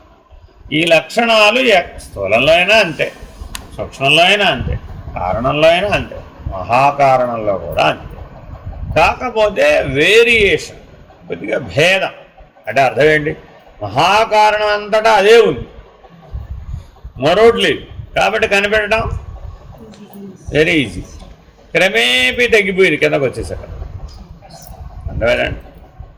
కాబట్టి చాలా జాగ్రత్తగా దీన్ని అర్థం చేసుకుని అంతటా ఉన్నటువంటి బంగారపు లక్షణాన్ని గుర్తించేటటువంటి దృష్టి నీకు లభిస్తేనే అది వీలవుతుంది. అప్పుడేమైంది? మొదటి మెట్టు ఎక్కేసావు, జగత్ అనే మెట్టు ఎక్కేసాడండి ఇప్పుడుగా. ఎందుకని? ఆత్మ లక్షణాలు తెలిసిపోయినాయి, వ్యవహారం కాదని కూడా అర్థమైపోయింది, ఆ లక్షణాలతోనే చూడాలనేది కూడా నిర్ణయం అయిపోయింది. అప్పుడిక ఇది కాదురా బాబు, ఇట్లా ఎంత ప్రయత్నించినా ఇది ఇట్లా కాదు, కేవలం ఈ దృష్టితో చూస్తేనే, ఈ పద్ధతిలో చూస్తేనే, ఇలాగే పట్టుకుంటే తప్ప ఇది తేలదు అనే కన్ఫర్మేషన్కి రావాలండి. లేకపోతే ఎలా పట్టుకుంటావు? అర్థమైందండి? సరే, ఈవిడ చెప్పినటువంటి లక్షణాలు కరెక్టే అని ఎలా తెలియాలి మనం? ఎక్కడో చోట కన్ఫర్మేషన్ కావాలి. సరే, నిజంగా నీ కాశికాయ గుండు పోయింది అంటున్నావు కదా అని వాళ్ళు ఆయన ఏం చేశాడంటే బంగారం షాప్ పట్టుకెళ్ళి కాశికాయ గుండు మాలేవయ్యా ఇచ్చి గొలుసులు లైన్లో పెట్టాడు. ఇదిగో వీటిలో నీ గొలుసు ఎటువంటి గొలుసో చూడు. ఆవిడ దగ్గర తెగిపోయిన గొలుసుందిగా, మరి ఆ గొలుసు తీసి దాని పక్కన పెట్టి చూస్తే మరి ఏదో గొలుసుతో మ్యాచ్ అవుతుందిగా దగ్గరగా. ఇలాంటిదే ఇదే చూడండి, వెంటనే కన్ఫర్మేషన్ ఇచ్చేసింది. ఇదే అంటే బంగారం షాపుడు ఒప్పుకుంటాడు. ఇలాంటిదే అంటే ఒప్పుకుంటాడు, కానీ ఇదే అంటే ఒప్పుకుంటాడమ్మా. ఏమంటాడు వాడు? అమ్మా ఇది కాదు, ఇలాంటిదే తెగిపోయింది. సో ఆ మొక్క ఏదో తెగిపోయింది, ఇటో పడేసుకున్నావు. సరే, ఇప్పుడు ఏం ప్రమాదం ఏం లేదు. ఆ కాస్తకి ఇదిగో ఎంత అవుతుందో అంత అవుతుంది లెక్కలు చెప్పి అదంతా కట్టేస్తే మీకు మళ్ళీ మేము గొలుసు చేసి ఇచ్చేస్తాం. ఇంకా కంగారు పడి మాట్లాడండి, అంత పెద్ద ప్రమాదం ఏం లేదు అని చెప్పేశాడు. ఇప్పుడు మరి స్థిమితమేనా కాదా? ఆ పంచభూతాలలో ఉన్నటువంటి చైతన్యాన్ని గుర్తుపెట్టి, అది బంగారపు షాప్. బంగారపు షాప్ అంటే ఏంటి? పంచభూతాల్లో ఉన్న చైతన్యం. మరి వెళ్ళాలిగా, షాప్కి వెళ్ళాలి. చూసేసాం, వెతికేసాం, ఇదే ఇలాంటిదే. వాళ్ళ ఆయన సరిగ్గా ఇప్పటికన్నా సరిగ్గా చూడవైతే లేదు. ఇప్పటికే నా సంవత్సర జీవితం వేస్ట్ అయిపోయింది. ఇప్పటికి సంవత్సరం అయింది వెతకబట్టి. ఏమైపోయింది? ఆ గొడవ తప్ప వేరేది లేనే లేదు. అది తేవదు. అందుకని వాడు ఆయన చేశాడు, ఇట్లా తేలదు కానీ పద ఇంట్లో వెతికి ఇల్లు పడేయాలి. ఇప్పుడు అంతకుమించి వేరే మార్గం ఇల్లు పడేసే దొరుకుతుందే, పునాదుల్లోకి పోతుంది తప్ప. ఇప్పుడు అంత పెద్ద ప్రమాదం వద్దు కానీ పద అని పట్టుకెళ్ళి చూపెట్టేసి ఓ సెటిల్మెంట్ చేసి మనం కూడా బాగా తిరిగేసాం. జ్యోతిర్లింగాలు తిరిగేసాం, అష్టాదశ శక్తిపీఠాలు తిరిగేసాం, తీర్థయాత్రలు చేసేసాం, పుష్కరాలకు వెళ్ళాం, కుంభమేళాలకు వెళ్ళేసాం, కైలాస యాత్ర కూడా చేసేసాం. అన్ని పనులు అయిపోయినాయి, ఇంక చేయడానికి తిరగడానికి ఏం లేవు. కానీ పంచభూతాలన్నంతటా ఉన్న చైతన్యాన్ని మాత్రం మరి ఏం చేయాలి అంటే అర్థం ఏంటంటే, ఎన్ని షాపులకు వెళ్ళినా కూడా నీ కాశికాయ గుళ్ళు మ్యాచ్ అవ్వాలి. ఉన్నాయి వాళ్ళ దగ్గర, కానీ నీవు పెట్టుకున్న గొలుసుకు మ్యాచ్ అవ్వలేదు అంతే. ఇలాంటిదే అని నువ్వు ఒప్పుకోలేదంటే ఏం చేయాలి? ఇప్పుడు మరి ఆయన ఏం చేయాలండి? అది తేలేదాకా నువ్వేమో గొడవ వదిలిపెట్టావు. మరి ఇప్పుడు ఏం చేయాలి? సరే, ఓ పని చేద్దాం అమ్మాయి, కాదు ఇన్ని షాపులు తిరిగేసాం కదా, ఇంకా లేవు. ప్రపంచంలో ఉన్న జ్యువెలర్స్ అన్నీ చూసేసాం. ఈ చెడగొట్టి కొత్త చేయదు. ఏది బెటర్ అనిపిస్తుంది? డబ్బు ఎట్టయినా పోక తప్పదని డిసైడ్ అయిపోయాడు. ఎట్టయినా నా సంవత్సరం జీతం తిరిగి పెట్టాల్సిందే, లేకపోతే అయ్యే పని కాదు. కాబట్టి జాగ్రత్తగా ఓ షాపు వెతుక్కుని మంచోడు అది చెడగొట్టి మళ్ళీ చేసి ఇచ్చేరా బాబు, ఆవిడకి ఏదో కావాలట, పెసర గింజలో, కంది గింజలో, శనగ గింజలో, గుమ్మడి గింజలో నాకు తెలియదు, కానీ అదేదో చేసి ఇచ్చేసేయి అన్నాడు. నిర్ణయం చేశాడా చేయలేదు? చేశాడుగా. ఈవిడ చేసుకోలే, ఎవడో సాక్షి చేశాడు. ఎందుకని? తేల్చడాలు ఎంతసేపు ఇచ్చిన పంచభూతాలు బాగా తిరగేసావు తేలితేగా అసలు అది. ఎందుకని? మన లోపల ముందు ఒక నిర్ణయ బలం లేదు. అంటే ఎప్పటికప్పుడు మనలో చంచలత్వం సహజంగా మనలో ఏముంది? ఇప్పుడు చంచలత్వం. 100 షాపులు చూసాం, ఇంకో 100 షాపులు చూస్తే కనపడొచ్చండి, అయిపోయింది. హైదరాబాద్లో లేవండి, బెంగళూరు వెళ్ళి చూద్దాం, ఢిల్లీ వెళ్ళి చూద్దాం. ఇదే ఉద్యోగం. ఈ తిరిగే బదులు కొత్త చేయించుకోవడం బెటర్, ఇక అనవసరం ఇదంతా అని తేల్చేసేది వాడు. నీకు మాత్రం అనిపించింది. మా పక్కింటోడిని అడిగానండి, ఇలాంటిదే షాప్ బొంబాయిలో ఉందట, అక్కడ ఉంటుందా? ఎందుకంత నీకు భ్రాంతి? నీకు దాని మీద భ్రాంతి ఉంది. సరే ఇప్పుడు ఏమైంది? కొత్త చేయించుకో, గొడవ వదిలిపోతుంది కదా అన్నాడు. అదేమిటది?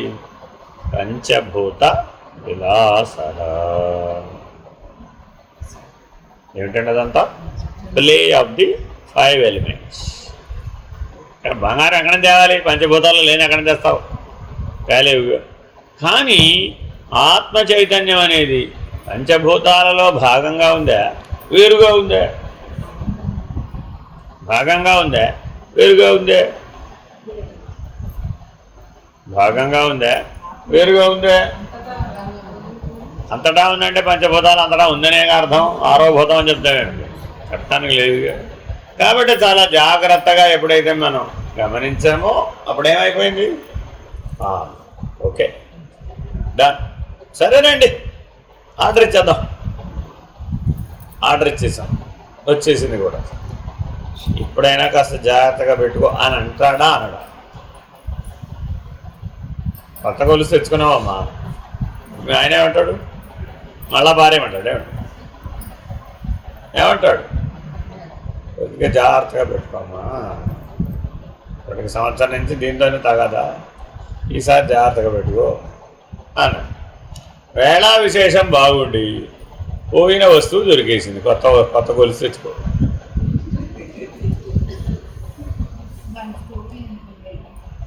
అలాగే కనబడుతుంది. కాబట్టి ఆయనంతా ఎలా చెప్పాడు? యోగా సిస్టమ్ అంతా ఇలాగే చెప్తారు. నేను కూడా అందుకే అలాగే చెప్తున్నా. చూస్తున్నా మీలో ఆ బలం ఎంత ఉందో, స్టోరీలో అంతా అర్థాన్ని పట్టుకోవడం అంత సామర్థ్యం ఉంది. అది అర్థమైందండి. సో అప్పుడు ఏమైంది? దొరికేసింది అంతే. ఇక దొరికేస్తే ఆవిడ ఆనందం పెరిగిందా తగ్గింది?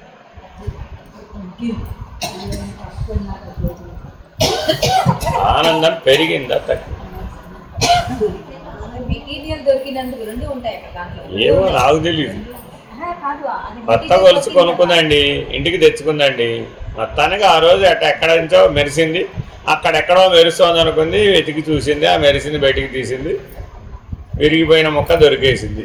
స్వభావం బట్టి ఉంటుంది, మనిషి స్వభావం బట్టి అందరికీ ఒకటేగా జరగదు. ఇన్ని ఆప్షన్స్, ఇన్ని నెరేటివ్స్ లేవు అక్కడ. ఆనందం పెరుగుతుందా తగ్గిందా? రెండే మాట. ఎప్పుడైతే మనిషికి ఇది మారిందన్నావో అది మాయా విలాసం. ఆనంద లక్షణం మనిషికి మారిపోయిందిరా బాబు. వస్తువు ఏమైనా మారిందా?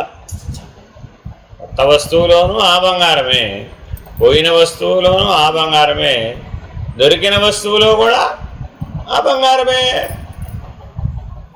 ఇప్పుడు ఏం కొత్త లక్షణం ఉందమ్మా? కానీ ఆవిడ ఆనందం పట్టలేనంత ఉందట. ఎంత ఉందట? ఎందుకని? ఇంతకాలంగా వెతికిన వస్తువు ఇప్పుడు దొరికింది. అదేనండి, వెతకడం అనే పని ఎప్పుడో అయిపోయింది, ఆల్రెడీ ఆర్డర్ ఇచ్చినప్పుడే అయిపోయింది. కానీ ఆవిడ లోపల వెతికి వేసారి బాధపడినటువంటి కర్త ఉండిపోయింది.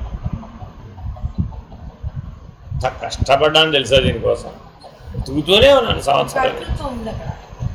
అదే మాయా విలాసం. ఎంత కర్తృత్వం బలంగా ఉంటే అంత బలమైన ఆనందం కలిగి వస్తువు అదే, కానీ అంత బలమైన ఆనందం ఎలా కలిగింది? కదండి. ఆనంద లక్షణం వలన మనం ఏమైపోయాం? ఇంతకీ ఆ పోగొట్టుకున్న బంగారం విలువ ఎంత అంటే 1000 రూపాయలు. 1000 రూపాయల బంగారం వస్తే ఎక్కడన్నా 10,000. 10,000 కాదండి, 1,00,000. సమస్య అక్కడ 1000, 10,000, 1,00,000 కాదు. నేను అనేది ఎంత బలంగా ఉందనేది అక్కడ ప్రశ్న. అది ఎంత బలంగా ఉంటే యాక్షన్స్ రియాక్షన్స్ అలా మరి దాన్ని మరి ఆ రీ అంతా మాయనే. రీ అంటే ఏదైనా సరే, రియాక్షన్, రిఫ్లెక్షన్, రీసౌండ్, రెస్పాండ్, ఇవన్నీ ఎందులోవి? మాయా విలాసం అంతే. మరి మాయ మనకి ఇప్పుడు అవసరమా కాదా? అవసరమా కాదా? మాయతో అసలు మనకేమైనా పనుందా? ఆత్మతో పనుందే? మాయతో పనుందా? ఆత్మతో పనుందా? వ్యవహారానికేమో మాయతో పనుంది, స్వరూపానికేమో ఆత్మతో పని.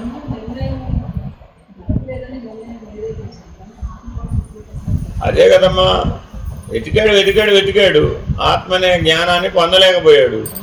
ఇప్పుడు ఏం చేయాలి? వ్యవహారంలోనే వెతుక్కున్నాడు, వ్యవహారంలోనే సంతృప్తి పడిపోయాడు. కానీ వెతికినటువంటి స్వరూపం కష్టపడ్డ తర్వాత దొరికింది. అప్పుడు మరి వాడికి ఆనందం పెరుగుతుందా దొరుకుతుందా? అది మనిషికి మారిపోతుందిగా. మరి ఎందుకు మారింది? ఆ మాయ యొక్క ప్రభావం బలంగా ఉంటే బలంగా ఉంది, లేకపోతే. కాబట్టి వ్యవహారంలో కర్త భోక్త ఎంత బలంగా ఉంటే అంత బలమైన మాయా విలాసం ఏర్పడింది. సరే, ఇప్పుడు ఆ దొరికిన బంగారపు ముక్కను మళ్ళా గొలుసులు ఎలా వేయాలి? కొత్త చింత ప్రారంభమైంది. ఆల్రెడీ కొత్త గొలుసు కొనుక్కుంది కదా. ఈ బంగారం ముక్కను ఏం చేయవచ్చు? ఒక పక్కన పెట్టేయడం అంటే అదేమి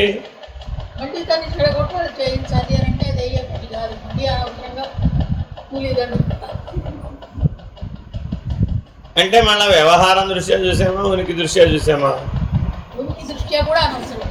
అది. కానీ నీ లోపల ఉన్నవాడు ఏమంటున్నాడంటే, ఇప్పుడు ఈ కాస్త మొక్కని ఏం చేయాలి? అలాగే వాడదామా? అది నిరుపయోగం. మరి ఏం చేయాలి? జాగ్రత్తగా తీసి అవసరాన్ని పెట్టాలి, ఎక్కడో భద్రంగా పెట్టాలి. పెట్టి ఏం చేయాలి?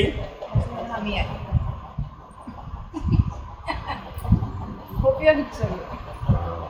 దాన్ని మళ్ళా శుద్ధ బంగారంగా గనక మారిస్తే ఆభరణంగా ఉందండి. ఇప్పుడు అది ఆభరణంలో మొక్క. ఇప్పుడు ఆ మొక్కను ఎలా ఏం చేస్తాం? షాపుకు పట్టుకెళ్ళింది. వాళ్ళు ఆయన పట్టుకెళ్ళకుండా ఆవిడ ఒక్కతే వెళ్ళింది. ఈ గొలుసుని దాన్ని పట్టుకెళ్ళి, ఏమో ఇది కాస్త ఈ గొలుసులో వేసి పెడతావా? ఏమమ్మా ఇదట్టా ఉంది అట్లా మ్యాచ్ అవుతుంది ఇది అన్నాడు. మరి ఎట్లా దీన్ని ఉపయోగించేదని?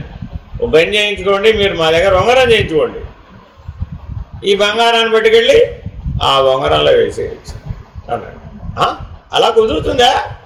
అది కుదురుతుందమ్మా. ఏముంది, దీనికి కరగేస్తాం, కావాల్సిన బంగారం కలుపుతాం, కావాల్సిన రాగిని కూడా కలుపుతాం, మీ సైజుని బట్టి ఉంగరం తయారు చేసిస్తాం.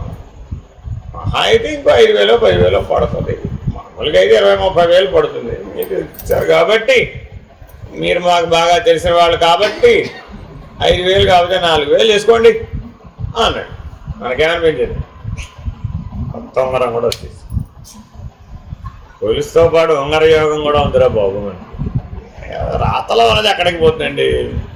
ఎంత కష్టపడ్డానో, కష్టపడి సంపాదించింది ఎక్కడికి పోతుంది? ఎక్కడికి పోతుంది. నాకు తెలుసు, మనకి చెప్తూనే ఉన్నాను కానీ మా ఆయన వెళ్ళలేదు. అంతే, వెతుకుతానని చాలాసార్లు చెప్పాను. కొత్త గొలుసు అనవసరంగా చేయించాడు, 1,00,000 వేస్ట్. సర్లే చేస్తే చేయించాడులే అని వాడిని కాసేపు పక్కకు పెట్టి ఒక కొత్త ఉంగరానికి ఆర్డర్ ఇచ్చేసి, అంతేనా కదా? ఏమిటిది? ఇప్పుడు ఆయన చేయాలంటే ఏం చేయాలి? పాత బంగారాన్ని కొత్త బంగారంగా మార్చాలి ముందు. లేకుండా వీలవుతుందా? కరగేయకుండా వీలవుతుందా? అదే చిద్విలాస. ఈ ప్రకాశ లక్షణం వెళ్ళి ఎక్కడ కలిసిపోయింది? చిద్విలాసంలో కలిసిపోయింది. ఒరే, పంచభూతాలలో కలిసిపోయిన చిత్తే చిత్తు కాదురా బాబు. నీ చిత్తంలో ఉన్న వృత్తి రూపంలో ఉన్న చిత్తే చిత్తు కాదురా బాబు. చైతన్యానికి అనేక స్థాయి భేదాలు ఉన్నాయి. ఘటావచ్ఛిన్న చైతన్యం, వృత్యవచ్ఛిన్న చైతన్యం, పటావచ్ఛిన్న చైతన్యం అని చైతన్యానికి 3 స్థాయి భేదాలు. ప్రకాశానికి 3 స్థాయి భేదాలు. ఒకటెక్కడ కలిసిపోయింది? ఘటం చేత ముక్కలైనట్టుగా కనపడుతుంది. ఘట అవచ్ఛిన్న చైతన్యం. నీ శరీరంలోనే చైతన్యం ఉంది. అదేమిటది? ఘటావచ్ఛిన్న చైతన్యం. రెండవది ఏమిటి? వృత్యవచ్ఛిన్న చైతన్యం. అంటే నీ చిత్త వృత్తుల్లో కూడా ఉంది అది, నీ సూక్ష్మ శరీరంలో కూడా ఉంది అది. అది లేకపోతే వృత్తి కదలదు, అది లేకపోతే వృత్తి వ్యవహారం అవ్వదు, అది లేకపోతే నీ స్వరూపం తెలియబడదు. కాబట్టి అక్కడ ఉండాలా వద్దా? పటావచ్ఛిన్న చైతన్యం అంటే ఏంటి? పంచభూతాల నిండా ఆ చైతన్యం. సరే, ఈ 3ఏనా ఇంకేమన్నా ఉందా? చైతన్యం తన మూల రూపంలో ఆత్మగా. 4వ స్థాయిలో ఎక్కడ ఉందండి? మూల చైతన్యం. దానికి ఏమైనా పేరండి? మూల చైతన్యం. అది ముక్కలవల. ఈ మొదటి 3 ఏమిటి? 3 ముక్కలైనవి. అదేనండి. ఎవరైతే మూలమైనటువంటి చైతన్య స్థితికి గుర్తించగలిగేటంత ప్రకాశాన్ని పొందారు, అప్పుడేమైపోయింది? మొదటి 3 వెతకాలా? ఇంకా వెతకక్కర్లేదుగా. సూర్యుడు గోడ మీద ప్రకాశిస్తున్నాడు. చైతన్యమేగా, ప్రకాశమేగా. చూసావుగా? ఎక్కడన్నా గోడ ప్రకాశిస్తుందా? ప్రకాశించదుగా. నమ్మలేదా మరి? కళ్ళ ముందు కనపడిందిగా, మరి కనపడితే నమ్మాలి కదా, అని నమ్మలేదు. దీనికి కారణం ఏమిటి అని వెతుకుతూ వెనక్కి వెళ్ళాడు. వెనక్కి వెళితే ఆ కార్యమునకు కారణాన్ని అన్వేషిస్తే కొండలో నీళ్లలో ప్రతిబింబించాడు. ఆ ప్రతిబింబం అక్కడ ఫలితాన్ని ఇస్తోంది. నీళ్లు వేడెక్కిపోతున్నాయి. మరి అక్కడ ప్రతిబింబించకపోతే గోడ మీద ప్రతిబింబిస్తాడా? లేదు. కాబట్టి గోడ మీద ప్రతిబింబం ఘటావచ్ఛిన్న చైతన్యం, కొండలో ఉన్న ప్రతిబింబం వృత్యవచ్ఛిన్న చైతన్యం. మరి పంచభూతాల నిండా సూర్యుడు లేడా? అన్నాడుగా. అదే సూర్యుడు పంచభూతాల నిండా కూడా వ్యాపించదు. అదేమిటి? పటావచ్ఛిన్న చైతన్యం. కానీ స్వయం ప్రకాశకమైన సూర్యుడు ఎదురుకుండా కనబడుతుంటే ఈ 3 మీద ఎవరైనా వెతుకుతారా? ఇక్కడున్నాడు, ఇక్కడున్నాడు, ఇక్కడున్నాడు అంటూ వెళ్ళాడండి. బింబం కనబడిపోయింది, మూల చైతన్యం కనబడిపోయింది. అప్పుడేం చేస్తాడు? అన్వేషణతో పని లేదు, వెతకడంతో పని లేదు. అంతేనా కదా? ఇప్పుడు ఆ పోగొట్టుకున్న బంగారం కనబడిపోయిందండి, మళ్ళీ ఇంకో సంవత్సరం వెతుకుతుంది. ఏమిటి? వెతకదా ఇక? ఎందుకని? దొరికేసింది. అయ్యో ఎలా కనుక్కున్నామ్మా అని ఇప్పటి వరకు పోయినప్పుడు ఎంక్వైరీ చేసిన వాళ్ళందరూ నేను అడిగారు. వాళ్ళందరికీ చెప్పావా లేదా? కనపడే వాళ్ళందరికీ, ఇంటికి వచ్చిన వాళ్ళందరికీ సంవత్సర కాలంలో ఏం చేసావు? పోయిన సంగతే చెప్పావు. దొరికిన సంగతి ఎంతమందిని అయితే అడిగావో వాళ్ళందరికీ వెళ్ళి మళ్ళీ చెప్పేవా? చెప్పలేదా? వాళ్ళు ఏమనుకుంటారమ్మా? మరి ఆలోచించండి. అన్యాయం కాదు? వాళ్ళని నానాయాగి పెట్టి ఇంటికి వచ్చిన వాళ్ళ చేత కూడా వెతికించి, అవునా కదా? ఆ పని అయ్యేదాకా వాళ్ళని విడిచిపెట్టేవేమిటి? పైగా ఒక్కడే దాదాపు నీకు సంవత్సరంలో 10 సార్లు కలిసాడు. కలిసినప్పుడల్లా ఏం చేసావు? వాడు కూడా దేని గురించి అడిగాడు, దీని గురించి అడిగాడు. అడిగినప్పుడల్లా ఏం చెప్పావు, దూరే వదలట. దొరికిన తర్వాత మరి ఒక్కసారైనా వాడితో చెప్పొద్దు, వెళ్ళి చెప్పాలంటే ఒక్కలేదు. ఇంకెందుకండి, దొరికేసింది కదండి, ఎంత అన్యాయం. అలాగే ఆత్మజ్ఞానం లభించగానే ఈశ్వరుడు లేడు, గురువు లేడు, శాస్త్రం లేదు, ప్రపంచం లేదు. ఎక్కడెక్కడైతే ఆత్మజ్ఞానం గురించి అంతకుముందంతా జగద్విలాసం, గీత ఇప్పటికిప్పుడు చెబుతాం, జగత్తు, జగద్విలాసం, చిద్విలాసం, ఏంటండి మాయా విలాసం. మాయ కన్నా చెప్పాలా వద్దా, చెప్పాలా?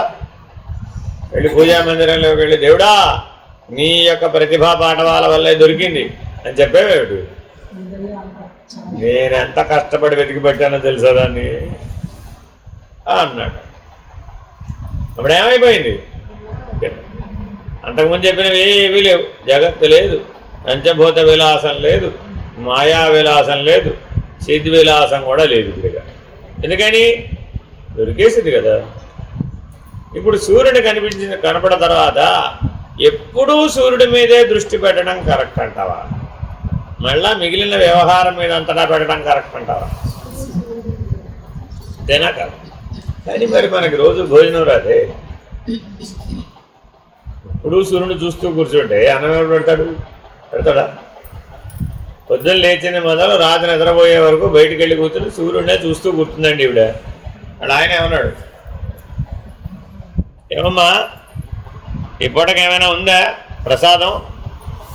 ప్రసాదం లేదు, గిసాదం లేదు, నేను సూర్యుడు చూడడమే నా జీవితం, అంతే, నేను అక్కడే ఉన్నాను, అంతే, నీకు నాకు సంబంధం లేదు, పో, నువ్వెవరో నేనెవరో, ప్రసాదం లేదు, వెళ్ళి పో అన్నది, అంతే. ఏం చేయాలి ఇప్పుడు ఆవిడ? అంటే అర్థం ఏంటి? శరీరంలో ఉన్నంత వరకు నువ్వు మూల చైతన్యాన్ని గుర్తించినప్పటికీ మిగిలిన మూడింటిలో వ్యవహారం లేదంటావా? ఉంది, కానీ మళ్ళా బంగారం పోగొట్టుకునేటంత లేదు. అర్థమేనండి? ఉదాహరణ చెప్పరా, కొత్త గొలుసు పోయింది. ఇప్పుడు అంతకుముందేమో గొలుసులో మొక్క పోయింది, ఇప్పుడేం పోయింది? కొత్త గొలుసే పోయింది. ఇప్పుడు వాళ్ళ ఆయనకి చెప్పాలి, ఏమిటవుతుంది పరిస్థితి? చెప్పాల్సిందే గట్టయినా కానీ సాధ్యమైనంత వాయిదా వేద్దాం. ఎందుకని? నెమ్మదిగా ఎప్పుడో చెప్పచ్చు, లేదంటే దాంతో అవసరం పడలేకపోతే ఆభరణాల్లో అది కలిసిపోతే ఆయన మర్చిపోతే, అంతేనా కాదా? ఆయన తెలివైన వాడైనా కాదంటావా? తెలివైనవాడు కాదంటావా? ఏమంటాడు?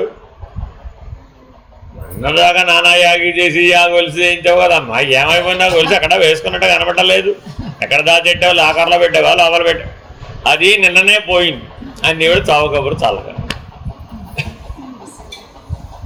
అప్పుడు ఏం చేయాలి వాడు? ఆయన ఎందుకు గుడిసాడు? చిన్న మొక్క పోతే నానా యాగి చేసావు, నాకు అర్థం కాదు, గొలుసు అంతా పోతే ప్రశాంతంగా ఉన్నావేమిటమ్మా అని అడిగి ఆయనకు ఆశ్చర్యం కలిగించింది అది విషయం. చిన్న మొక్క పోతే సంవత్సరం పాటు ప్రపంచాన్నంతా నానా యాగి హడావిడి చేసావే, కొత్త గొలుసు పోతే ఇంత ప్రశాంతంగా ఎలా ఉన్నావు అని. నేను హడావిడి చేస్తే మీకు తెలిసిపోదు,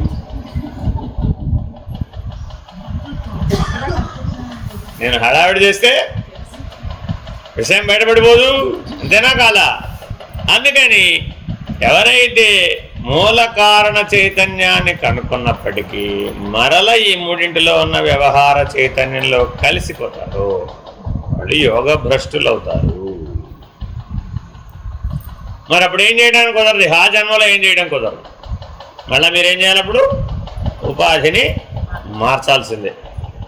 మరి ఇప్పుడే చెప్పే, స్వరూపం, ఆనందం కాదు, స్వరూపం. ఆ స్వరూపంలో ఉన్న ఆనందం వేరు, మీరు అనుకుంటున్న ఆనందం వేరు. ఇది వ్యవహారంలో ఉన్న ఆనందంతో స్వరూపంలో ఉన్న ఆనందాన్ని నిర్ణయించే ప్రయత్నం చేయడం లాభం లేదు.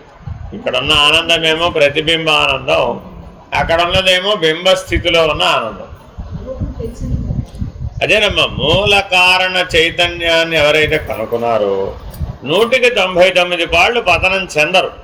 కానీ నీకొకవేళ ఘటావచ్ఛిన్న చైతన్యంలో కానీ, వృత్యవచ్ఛిన్న చైతన్యంలో కానీ, పటావచ్ఛిన్న చైతన్యంలో కానీ వ్యవహారంలో నీకు గనక బలం ఉంటే అప్పుడేం చేయాలి మరి?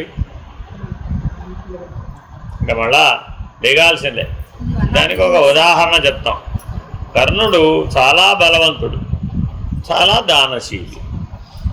ఏదో రథంలో ఆయన రాజ్యంలో అంగరాజ్యంలో పోతున్నాడు. పోతూ ఉంటే ఓ చిన్నపిల్ల ఏడుస్తాడు. రాజుగారు కదా మరి అడిగాడు, ఏంటమ్మా ఏడుస్తున్నావు? ఏడుస్తున్నావు అంటే, అయ్యో మా అమ్మ నూనె తెమ్మంది, నేను నూనె పట్టుకొస్తున్నాను, ఆ నూనె డబ్బా కాస్త నేల మీద పడిపోయింది, నూనె ఉలికిపోయింది, మా అమ్మ కొడుతుంది నన్ను అని ఏడుస్తున్నాను. రాజుగారు తలుచుకుంటే నూనె, ఆవిడ పారపోసుకున్న నూనె ఎంత? 100 గ్రాముల నూనె. ఈ 100 గ్రాముల నూనె కోసం రాజుగారు వర్రీ అవడం ధర్మమేనా, సమంజసమేనా? మరి ఆ పిల్లేమో ఏడుస్తుంది, గగ్గోలు పెడుతుంది. ఈ గగ్గోలు పెడుతున్న హడావిడిలో ఈయన కలిశాడు. సరే ఉన్నాడు, ఇప్పటికీ తెలివి పనిచేసింది. సరే పదా, నేను కొనిస్తా, పదా నూనె డబ్బా కొనిస్తా, 15 కిలోల డబ్బా. ఇవ్వయా బాబు, డబ్బా ఇవ్వయా అంటే రాజుగారు చెప్తే ఇవ్వడాడు. ఏమ్మాయి అంటకంటే తెలివైంది. ఏం చేసింది? నాకు ఒలికిపోయి నూనె కావాలి, నువ్వేదో కొత్త నూనె కొనిస్తే నేను తీసుకెళ్తానేమిటి అంది. ఇందాక భార్య గారి మాడలేదు, పోగొట్టుకున్నదే కావాలి ఆవిడకి, అంతే. ఈవిడ కూడా అదే అడిగింది. కాబట్టి మాయా విలాసం ఏం చేస్తూ ఉంటుంది? నిన్ను పోగొట్టుకునేట్టు చేస్తుంది, పోగొట్టుకునేదాన్ని వెతికేట్టు చేస్తుంది. మరి ఇప్పుడు కర్ణుడు ఏం చేయాలి? రాజుగారు నీ దుఃఖం దూరం చేస్తానని ఆవిడ అడక్కముందే ఆ చిన్నపిల్లకి వాగ్దానం కూడా చేసేసింది. స్పీడ్ ఎక్కువ కదా మనకు అసలే. నీకేం వరి లేదమ్మా, నేను ఈ దేశానికి రాజును, డోంట్ వరీ, ఏ కారణమైనా చెప్పు, నేను తొలగిస్తానన్నాడు. ఆవిడ అడగాలేదు, పెట్టాలేదు. చిన్నపిల్లని ఏం చేశాడు? అడ్వాన్స్ అయిపోయాడు. ఎందుకని? తాను తీర్చలేనిదంటూ ఏదీ లేదనే అహంచ, తాను సాధించలేనిదంటూ ఏదీ లేదనే అహంచ. అలా యోగ భ్రష్టతకి కారణం. ఆయన కూడా ఏం చేశాడు? శక్తి ఉన్నది కదా అని నేలని పిండాడు. పిండొచ్చు, మీరు కూడా చేస్తూనే ఉంటారు ఇంట్లో. నేల పోయినవన్నీ ఎత్తే ప్రయత్నం చేస్తూ ఉంటారు. ఏవో పోయినాయండి, పప్పులో ఉప్పులో పోస్తున్నారు, నేల మీద పోయినాయనుకో ఏం చేస్తారు? కర్ణుడు గుర్తురావాలి అప్పుడు. నేల పాలైనది నేల పాలే, మంటి పాలైనది తిరిగి తీసుకోవు, తిరిగి ఎత్తకూడదండి. ఎత్తేవండి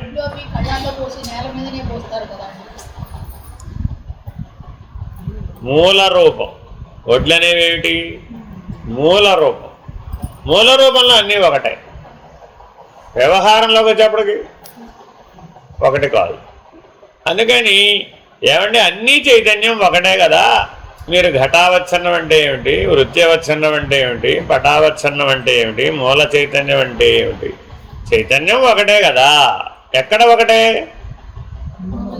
మూల కారణం వెవ్వడు అన్న దగ్గర ఒకటే. కానీ మనం ఎక్కడ ఒకటే అంటున్నాం? కరెక్ట్ కాదు కదా. కాబట్టి దేని నియమాలు దానికి ఉంటాయి. ఘటావచ్ఛిన్న చైతన్యం దగ్గర నియమాలు అక్కడే ఉంటాయి. ఎక్కడిది అక్కడే, ఏ లెవెల్ ఆ లెవెలే. ఐఏఎస్ లెవెల్లో తప్పు చేశారండి, శిక్ష పెద్ద చేస్తారో చిన్న చేస్తారో? పెద్ద చేస్తారో చిన్న చేస్తారో? ఎందుకని? అంత చదువుకుని అంత తెలివి ఉండి ఆ స్థాయికి చేరుకుని తప్పు చేశాడంటే మరి అది పెద్ద ప్రమాదం కదా, అవునా కదా? ఓ బిల్ కలెక్టర్ తప్పు చేసేయండి. కలెక్టర్ తప్పు చేయడానికి బిల్ కలెక్టర్ తప్పు చేయడానికి తేడా లేదు. వాడు మహా తప్పు చేస్తే ఎంత చేస్తాడు? 50 వేసే బదులు 250 వేసింటాడు, లేదా 250 వేసే బదులు 50 వేసింటాడు. 100-200 రూపాయలు తేడా వచ్చింది బిల్ కలెక్టర్ లెక్కల్లో. ఇప్పుడు వాడికి ఎంత శిక్ష వేయాలి? కలెక్టర్కి ఎంత శిక్ష వేయాలి? తేడా లేదు. ఇది కూడా అంతే. కాబట్టి ఎంతగా మీరు పైకి వెళ్ళి తప్పు చేస్తే అంతే, అంత పతనం తప్పదు. అలా మీరు తప్పు చేయకుండా కనుక ఉంటే మూల కారణ చైతన్య స్థితిలో మీరు నిలబడగలిగితే, అంటే గాఢ నిద్రావస్థలో ప్రకాశంగా మీరు నిలబడగలిగితే అప్పుడు మీకు చిత్ వివర్తం ఇంకో మెట్టెక్కుతారు. సర్వవ్యాపక ప్రకాశం. చిత్ వివర్తం అంటే ఏంటండి? సర్వవ్యాపక ప్రకాశం. అందరి నిద్రలోనూ ప్రకాశమే ఉంది. ఎవరి నిద్రలో చీకట్లేదు. పొద్దున ఒక కథ చెప్పాను. నీ కళలోకి నీ పర్మిషన్ లేకుండా నేను వచ్చేది. ఎప్పుడు? ప్రకాశ స్థితిలో ఉంటే, చైతన్య స్థితిలో ఉంటే నీ కళని మార్చేయవచ్చు. పొద్దున ఆ కళ కూడా చెప్పాను. నువ్వేదో కలగంటున్నావు, ఆ కళలోకి నేను ఎంటర్ అయిపోయానండి. కలవలేదు. అప్పుడేమైంది? ఋషిగానే ఉన్నాడు, కలిసిపోయాడు, అయిపోయింది. 10 ఏళ్ళు 20 ఏళ్ళు అయినా వీడు వాడి చైతన్యంతో కొట్టుకుపోయాడు. పోయి ఏమయ్యాడు? పైగా వెనక్కి వచ్చి చూశాడు. వెనక్కి వచ్చి చూస్తే ఇది వెళ్ళిపోయింది. ఇది వెళ్ళిపోతే మళ్ళా మామూలే. కాబట్టి భ్రష్టత చెందడానికి ఎన్ని మార్గాలు ఉన్నాయి? ఎన్నెన్నో అవకాశాలు ఉన్నాయి. కాబట్టి చిత్ వివర్తం అన్నటువంటి స్థాయికి మనం రావాలి అంటే సర్వవ్యాపక ప్రకాశం నేనే. అప్పుడు మరి సూర్యుడిలో ఉన్న చైతన్యం నేనే, చంద్రుడిలో ఉన్న చైతన్యం, అగ్నిలో ఉన్న చైతన్యం, పంచభూతాలలో ఉన్న చైతన్యం ఎవరో నేనే. అంతా నేనే నేనే నేనే నేనే. ఏ నేను? వీడు బంగారంలో ఉన్న ప్రకాశం. విభూతి యోగం అంతా తిరగేశామండి. ఏం చెప్పాడు? ఏమని చెప్పాడు? ఎక్కడెక్కడైతే ఏ వస్తువులైతే ఈ సకల సృష్టిలో ప్రకాశవంతములై ఉన్నాయో అవన్నీ నేనే. ఆ ప్రకాశమే నా లక్షణం. పరమాత్మను గుర్తించాలంటే ప్రకాశం ద్వారా మాత్రమే గుర్తించడానికి వీలవుతుంది. నేను బ్రహ్మాండ వ్యాప్త ప్రకాశాన్ని. నువ్వు ప్రకాశం ఎక్కడ దాకా చూసావు? ఇప్పుడు మృగాణాంచ మృగేంద్రోహం వైనతేయశ్చ పక్షిణాం. ఇలా ఏమిటేమిటో లెక్కలు చెప్పావు. అర్థమైందండి? గణికులలో కాలమును నేనే.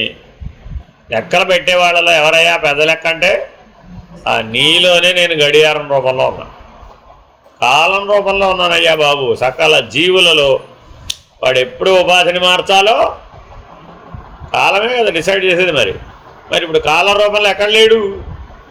అది కూడా చైతన్యమే. దేశ రూపంలో లేడా? అది కూడా చైతన్యమే. దేశ కాల కర్మ ఇంకా నటన. దేశ కాల కర్మ నటన. దేశకాల కర్మన క్రియ అన్న ఒకటి. దేశకాల క్రియ లేదు కర్మ ఏదైనా ఒకటి. దేశకాల కర్మ నటన. 5వ లక్షణం వస్తు. అదేనండి 5వ లక్షణం అంటే వస్తు. ఈ 5ఇంటిలో కనబడుతున్న చైతన్యం ఒకటేనా? కన్ఫర్మ్డ్గా ఒకటేనా? ఉపాధి మారినా ఒకటేనా? ఈ ఉపాధిలోనైనా లేదండి నేను ఈ ఇంట్లో ఉంటేనే కరెక్ట్, లేదు ఈ ఉపాధిలో ఉంటేనే అది కరెక్ట్. ఏ ఉపాధిలో ఉన్నా, ఏ బ్రహ్మాండంలో ఉన్నా, చిన్మయం వ్యాపితం సర్వం త్రైలోక్య సచరాచరం. ఇందులోదండి తస్మై శ్రీ గురవే నమః. ఏమిటో టకటకా గుర్తు రావాలండి. గురుగీత. చిన్మయం వ్యాపితం సర్వం త్రైలోక్య సచరాచరం తత్పదం దర్శితం యేన తస్మై శ్రీ గురవే నమః. బ్రహ్మాండ వ్యాప్త చైతన్యాన్ని మాత్రమే గుర్తించిన వాడు చిన్మయ స్వరూపుడు. అయిపోయింది. ఇప్పుడు ఈ చిన్మయ స్వరూపుడి దగ్గరికి వెళ్ళి ఏమండి కుండలోనూ ఉన్నావా, కొండలోనూ ఉన్నావా, బండలో ఉన్నావా, దేవుళ్ళో ఉన్నావా, జీవుల్లో ఉన్నావా, జగత్తులో ఉన్నావా, ఆ లోకంలో ఉన్నావా, ఈ లోకంలో ఉన్నావా అని అడిగాడు. ఏమన్నాడు ఆయన?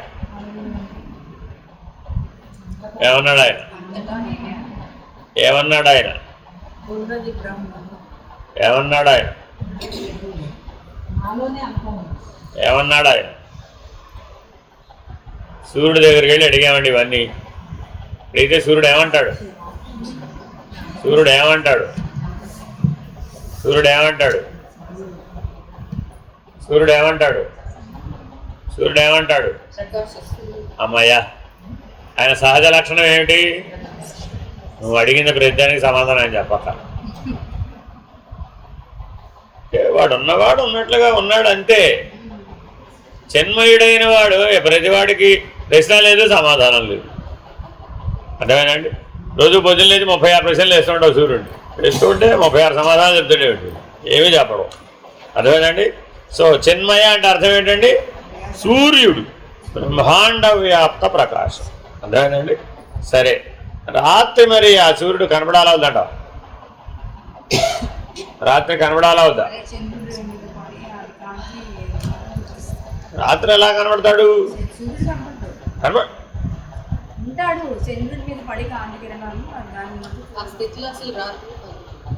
సూర్యుడి దగ్గర నుంచి మాట్లాడుతున్నాం ఇప్పుడు మనం. మాటి మాటికి మన తెలివి ఎక్కడికి వచ్చేస్తూ ఉంటుంది? ఘటావచ్చన చైతన్యం దగ్గరకు వచ్చేస్తుంది. కాబట్టి ఎప్పుడు తెలివిని ఎక్కడ నిలపాలి? ఇప్పుడు చిన్మయం వ్యాపితం సర్వం త్రైలోక్యం చ సచరాచరం. సచరాచరం కదిలే దాంట్లోనే అదే ఉంది, కదలని దాంట్లో కూడా అదే. బ్రహ్మాండ వ్యాప్త ప్రకాశం. ఇప్పుడు నిద్ర అనే చిన్న చీకటి ఒక మేఘం లాంటిది అనుకోండి. సూర్యుని బాగా కప్పేస్తుంటారా? కప్పదా? మేఘం బలం ఎంత, సూర్యుడు బలం కప్పుతుందంటారా? సాధ్యం కాదుగా. సూర్యుడి మీద రాత్రి అనే ఒక దుప్పటి వేసామండి. ఏమేసామండి? నీకు రాత్రి తెలుసు కదా, కాబట్టి ఏం చేసావు? రాత్రి అవగానే ఈ ఘటన మీద ఎట్టా దుప్పటి ముసిగేసావు, అక్కడ ఉన్న సూర్యుడి మీద కూడా రాత్రి అనే దుప్పటి ముసిగేసాడు. చిన్నపిల్లాడు అడిగాడు, ఏమని? పొద్దునంతా సూర్యుడు కనపడ్డాడు కదా, రాత్రి కనపడటం లేదేమిటి అని అడిగాట వాళ్ళ తాతగారు. దుప్పటి ఎట్టి ముసుగేసుకున్నాడు రా బాబు, రాత్రినే దుప్పటి ముసుగేసుకుని స్లీపింగ్, సన్ ఈ స్లీపింగ్. ఇప్పుడు వీడు కూడా ఏం చేయాలి? నువ్వు కూడా స్లీపింగ్ అంటే దుప్పటి ముసుగేసుకుని పడకూడదు. వీడికి ఇప్పుడు ఏం తెలుసు? రాత్రి అనే దుప్పటి కప్పుకొని సూర్యుడు పడుకున్నాడు. మళ్ళా రేపొద్దునే దుప్పటి తీసి మళ్ళీ వచ్చేస్తాడు. ఏదో చెప్తున్నాడు అక్కడ, ఏదో చెప్తున్నాడు అక్కడ. మనకేదో చెప్పాలనుకున్నాడు. ఏమండి, ఎంత గొప్ప విషయమో అది. రాత్రి అనే దుప్పటిని సూర్యుడు ఎట్లా తొలగించుకుంటున్నాడు? అసలు కప్పుకోవడం ఏమిటి? రాత్రి అనే దుప్పటి కప్పుకోవడం ఏమిటి? చిన్మాత్ర ఆక్రమించి పైకి తిరిగి చూశాడు. ఈ సూర్యుడు తన మూల స్థానం వైపు చూశాడు. చూస్తే ఏమైపోయింది? అనంత విశ్వమంతా రాత్రి అనే దుప్పటి పరుచుడు. నల్లగా ఉందమ్మా ఆకాశం. గెలాక్సీలో ఇరవడో ఒక చొక్క అంటే గెలాక్సీ అంతటా ఏముంది? అంతరిక్షం అనే నల్లటి దుప్పటి పరుచుకురు. ఆ నల్లటి దుప్పట్లో మినుకు మినుకుమంటూ వెలుగుతున్నాడు అంతే. సూర్యుడి నుంచి కిందకు చూస్తే ఆయన గొప్పే. సూర్యుడి నుంచి పైకి చూసాం, అప్పుడేమైపోయింది? 0 వాట్ బల్బ్ అంతా. అక్కడి నుంచి చూస్తే 0 వాట్ బల్బు. అక్కడ ఏం ప్రకాశం అంటావు? ప్రకాశమని అంటావా? ఇక్కడ ఏం చెప్పుకున్నాడు? బ్రహ్మాండ వ్యాప్త ప్రకాశం. అసలు సూర్యుడికి ఎదురే లేదు, తిరిగే లేదు, అవునా కదా? పైగా ఏం చెప్పాం? చిత్ స్వరూపుడు, చిదాత్మస్వరూపుడు, చిత్ బ్రహ్మమును. అంతా ఇంత కాదు మన గొప్ప. ఇక్కడంతా సప్తాశ్వరథమారూఢం ఆదిత్య హృదయం అంతా చదివేసి, అవునా కదా?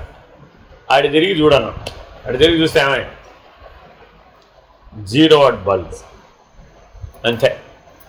ఎక్కడైనా చూస్తే పరబ్రహ్మము నుంచి చూస్తే ఇది చిన్మ. సత్ అన్న స్థితి నుంచి చూస్తే ఈ చిత్తు 0 వాట్ బల్బ్ అంతే, అంతకుమించేవి లేదు. కింద నుంచి చూస్తే మాత్రం అమ్మో మన వల్ల కాదు బాబోయ్, అసలు ఆ సూర్యుడు స్థానంలోకి రావడం చాలా కష్టం. అదే పైనుంచి చూస్తే సద్బ్రహ్మం చిన్మాత్ర అంతే.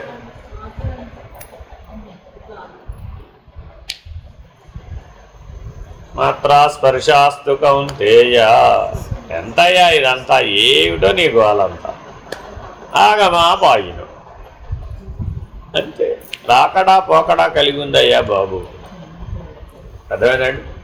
పైనుంచి ఏం చెప్పాడు పరమాత్మ భగవద్గీతలో? ఏమిటి అర్జున నీ గొడవ అంతా కూడా? ఎంతసేపు పోయేదాని గురించి వచ్చేదాని గురించి అడుగుతావే, స్థిరంగా ఉన్నదాని గురించి అడగచ్చు కదా. ఇదంతా ఏమిటి? మాత్రా స్పర్శాస్తు కౌంతేయ శీతోష్ణ సుఖ దుఃఖశ.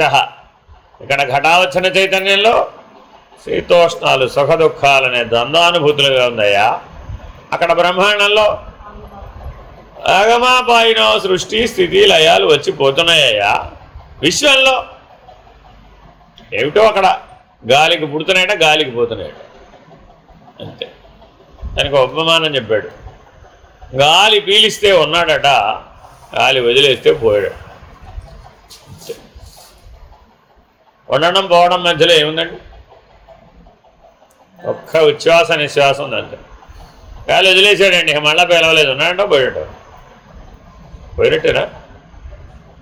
గాలి పీలిస్తే ఉన్నావు, ఉన్నాడా బాబు, ఉన్నాడు. కాబట్టి మరణం నిర్ణయం ఎలా అయిపోయింది? మృత్యు నిర్ణయం దేంతో? ప్రతి ఉచ్ఛ్వాసమునకు జీవిస్తున్నాడు, ప్రతి నిశ్వాసమునకు మరణిస్తున్నాడు. ప్రతి ఉచ్ఛ్వాసమునకు ఒక బ్రహ్మాండం. విశ్వపురుషుని యొక్క ఉచ్ఛ్వాసములో ప్రతి ఉచ్ఛ్వాసమునకు బ్రహ్మాండం ఉత్పన్నమవుతుంది, ప్రతి నిశ్వాసమునకు బ్రహ్మాండం లయం. వాడు విరాట్ పురుషుడు, వాడు పరమాత్మ. మరి ఆయన చెప్పిన 4 పురుషులు ఎవరెప్పుడు? విరాట్, హిరణ్యగర్భ, అవ్యాకృత పరమాత్మలు. విరాట్ పురుషుడు లక్షణం ఇదిట. ఆయన గాలి పీల్చాడట, అనంతకోటి బ్రహ్మాండాలు ఉత్పన్నమైనట. గాలి వదిలేసేట, అంతే సంగతులు. అనంతకోటి బ్రహ్మాండాలు లయమైపోయాయి. ఆ స్థాయిలో ఈ బ్రహ్మాండ విలువ ఎంత? చిన్మాత్ర మాత్ర. ఉందో లేదో చెప్పడం కష్టం అట, అంతే. దాన్ని మాత్ర అంటాం. అదేనండి, మన జీవితం 125 ఏళ్ళు అనుకుంటే, ఈ 125 ఏళ్ళు మొత్తం మీద మనం 120 ఏళ్ల మొత్తం మీద మనం ఎన్నిసార్లు గాలి తీసుకుని విడిచిపెట్టి ఉంటారు? ఎవరైనా లెక్క అడిగారు అనుకోండి, చెప్తామంటారా? చెప్పమా?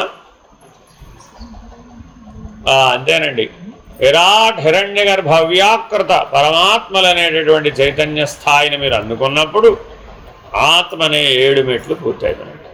ఇప్పుడు మళ్ళీ తిరిగి వస్తారేమిటి? నీకు అపేక్ష దేని మీదంటే ఇప్పుడు? అదేదో పోగొట్టుకున్నావే, కాసికాయ గుండు. ఎక్కడికెళ్ళి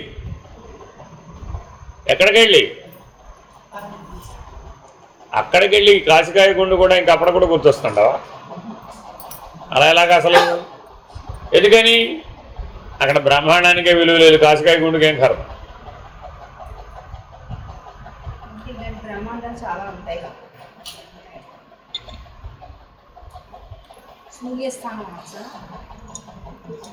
జ్వాలామాలా తోరణం వలె సూర్యులు వెలుగుతున్నారట, అంతే. తెలుసా మీకు జ్వాలామాల తోరణం అంటే? తెలుసా తెలీదు?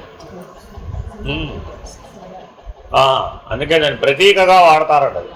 పరమేశ్వరుణ్ణి దర్శించాలి అంటే మహాశివరాత్రి నాడు జ్వాలాతోరణం వెలిగిస్తారు. వెలిగించి దాంట్లో ఇటు వెళ్ళరంటరా, ప్రదక్షిణ చేయండిరా. 7 జన్మల పాపం పోతుందిరా బాబు. ఏమిటి 7? ఇదే ఆ 7. అది అప్పుడు నీకు విరాట్, హిరణ్యగర్భ, అవ్యాకృత పరమాత్మల యొక్క స్ఫురణ కలగడానికి ఏర్పాటు చేశారు. అంతకుమించి వేరేవి లేదు. అట్లా జాగ్రత్తగా మిమ్మల్ని మీరు ఇలా పరిశీలించుకొని జాగ్రత్తగా మన తెలివి ఎప్పుడు ఎక్కడ ఉండాలి? ఇప్పుడు ఇదంతా ఉందాం, ఇదంతా దీంట్లో ఏం చేసాము? ఇప్పుడు వాటినంతా తెలివే, వేరే ఏముంది? ఏం వాడలేదుగా. ఆ తెలివిని అలా జాగ్రత్తగా పట్టుకెళ్ళి అక్కడ పెట్టేశాం, ఇంకా దిగలేదు. అప్పుడు కింద పడతాం, మనకేం పని? అట్లా ఉన్నదన్నట్లుగా ఉన్నవాడికి బ్రహ్మమై ఉన్నదన్నట్లుగా ఉన్నాడండి, ఆత్మయై ఉన్నదన్నట్లుగా ఉన్నాడండి. వాడికి ఏమడుగుతారు మీరు ఆయన దగ్గరికి వెళ్ళి? మీకు నేను బంగారపు కొండ ఒకటి దానం ఇద్దామనుకున్నానండి అని అడిగారు. ఏమంటాడు ఆయన? బ్రహ్మాండం ఇస్తేనే తీసుకోలేదు, ఇక్కడ నీ కొండ ఎవడికి కావాలి? వదలు. వాడు ఏమంటాడు? ఏమయ్యా నేను ఇస్తానన్నది మట్టి కొండ కాదు, బంగారపు కొండ, విలువ తెలుసుకొని మాట్లాడు అంటాడు. ఈయనేమన్నాడు? నువ్వే నా విలువ తెలుసుకొని మాట్లాడు. ఎందుకని? అక్కడ బ్రహ్మాండమే ఇస్తానంటేనే వద్దన్నాం, ఇక్కడ ఎవరికి కావాలయ్యా బాబు అండి. కాబట్టి చాలా ఆ ముందు చెప్పినటువంటి 6 మెట్లు 7వ మెట్టు మీద ఎంత దాని విలువ? చిన్మయం వ్యాపితం సర్వం త్రైలోక్య సచరాచరం అన్నప్పుడు ఏమనిపించదు? పైకి వెళ్ళి చూస్తే ఏమైంది? మిణుగురు పురుగట. బ్రహ్మాండం యొక్క సూర్యుడు ఎలా ఉన్నాడయా అంటే మిణుగురు పురుగు వలే కనబడుతున్నట్టు, అంతే, అంతకు మించి ఏమీ లేదు. అలా చూడగలుగుతూ ఉంటారు ఎప్పటికన్నా మనం. మిణుగురు పురుగు కూడా స్వయం ప్రకాశమే కదా, కాదా? లక్షణరీత్యా మిణుగురు పురుగు సూర్యుడు ఒకటే, కరెక్టేనా కాదా? ఎన్ని లక్షల కోట్ల మిణుగురు పురుగులైతే సూర్యుడు అవుతుంది అంటే వస్తుగతంగా పోల్చారా ఇప్పుడు? అలా చెప్పలేదు ఏదండి. కానీ చైతన్యం యొక్క లక్షణం మాత్రం సేమ్. కాబట్టి నువ్వు ఎప్పుడు ఎక్కడ ఉండాలట? విరాట్ హిరణ్యగర్భ అవ్యాకృత పరం, అంతే. అందుకని బాబావారు ఆ హిరణ్య గర్భలింగాలు సృష్టించామన్నారు. ఈ హిరణ్య గర్భ దర్శనం చేసిన వారికి మరల జన్మ లేదని అందరూ ఏమనుకున్నారు? చూసిరా లేదా? చూసాండి బాబా, బాబు జన్మ లేదు. ప్రతీక. అవేమిటవి? ప్రతీక, మిణుగురు పురుగు. మనల్ని దేని దర్శించమన్నాడు? సాక్షాత్ విశ్వమంతా వ్యాపించినటువంటి విరాట్ హిరణ్య గర్భ వ్యాకృత పరమాత్మలలో హిరణ్య గర్భ దర్శనం పొందినటువంటి వాడు మరలా పంచకోశాలలోకి దిగి వస్తాడు. అవుతుందంట ఎప్పటికన్నా అది? అతనికి ఏం భ్రాంతి లేదు, అర్థమైందండి. కాబట్టి ఎవరైనా సరే మీ బంగారు విగ్రహం సెంటర్లో పెట్టిస్తున్నారండి. సరే, మీరు బంగారు కొండ అంటే మరీ వ్యామోహం తక్కువ ఉందిలే మీకు. మీ విగ్రహం బంగారపు విగ్రహం పెట్టిస్తాను స్వామి సెంటర్లో, ఏమంటారు అప్పుడు? ఏమంటారు అప్పుడు? మీరు రేపు పొద్దున కల్లా మళ్ళీ రెడీ అయిపోతానంటవా? ఏమో, ఎలా అయినా అవ్వచ్చు. మీరు ఇందాకే చెప్పే, మీరు ఎలాగైనా తెలివిని ఈ స్థాయికి చేర్చవచ్చు. కానీ చేర్చిన తర్వాత ఏం చేయాలి? అక్కడ ఉంచాలి. మళ్ళీ బంగారపు కొండ కావాలి, బంగారపు విగ్రహం కావాలి, కాసికాయ గుండు కావాలంటే లాభంలే. అర్థమైందండి? అది లాభం లేదండి. హిరణ్య గర్భుడు కూడా బంగారమే, ఆయన పేరే హిరణ్య గర్భుడు. అర్థమైందండి? అక్కడున్న స్థితిలోకి నువ్వు దృష్టి ఉంచాలి, అక్కడ ఉండాలే. కానీ మళ్ళా బంగారపు విగ్రహం అయితే బెటరు, బంగారపు కొండ అయితే బెటరు, బంగారపు గుండు అయితే బెటర్ అంటే మళ్ళా శాంతం స్థూల సూక్ష్మ కారణ మహాకారణాలు జీవుడికి సంబంధించిన వ్యవహారంలోకి మళ్ళా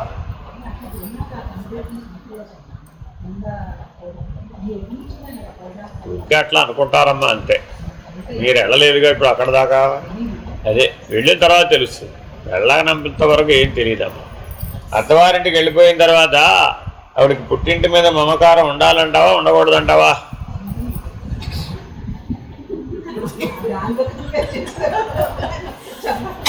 ఏంటమ్మా సలక్షణంగా 3 కోట్లు ఖర్చు పెట్టి పెళ్లి చేసి నాకు అర్థం కాదు, అన్నీ 3 లారీల సారెతో సహా పంపించేసి నాకు అర్థం కాదు, మళ్ళా పుట్టింటి మీద మమకారం ఉంటుందంటావేమిటి?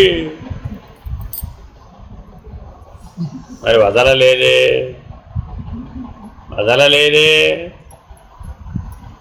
ఎన్నో బ్రహ్మ ప్రయత్నాలు చేసి 1000 సార్లు కాదు 1,00,000 సార్లు చెప్పి పంపించాం.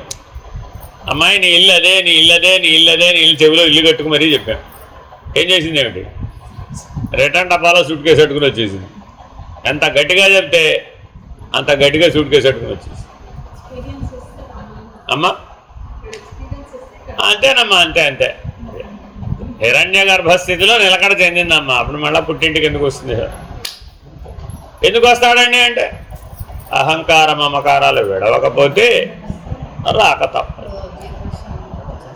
అది కాబట్టి ఎంత బాగా పోగొట్టుకోవాలనేది నీకే వదిలేశాడు, మాకేం సంబంధం లేదు. అసలు నేను ఎంతసేపు ఎలా ఎక్కాలో చెప్పేవాడిని అంతవరకే. ఎక్కిచ్చే పని అయింది, మా ఇద్దరి పని అంతే. ఎక్కడం నీ పని, ఎక్కిన తర్వాత ఉండడం కూడా నీ పనే. ఆ 2 పనులు మావి కావు. నేను నా పని ఏమిటి? అన్ని రకాలుగా నువ్వు ఏ మార్గంలో వచ్చినా అయినా నీ హిరణ్య గర్భుడే నీ లక్ష్యం. ఎలా ఎక్కచ్చో చెప్తాను.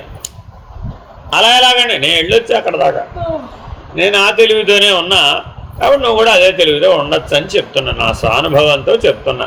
ఆయన ఈ శరీరంలో ఉన్నంత మాత్రాన నువ్వు హిరణ్య గర్భుడు కాకపోలే. ఎందుకని? నీ ఉనికి అదే. మనకందరికీ ఉనికి ఏమిటి? ఆ హిరణ్య గర్భుడే ఉనికి, వేరే ఏమి లేదు. అవతార పురుషుడికైనా హిరణ్య గర్భుడే, సామాన్యుడికైనా హిరణ్య గర్భుడే. ఉనికిలో ఏం తేడా లేదు, వ్యవహారంలో భేదం ఉంది, మర్చిపోకూడదండి. అని తెలుసుకున్నాం కదా అని నేనే అవతార పురుషుడని ప్రకటించుకున్నాం. ఏమైపోతుంది?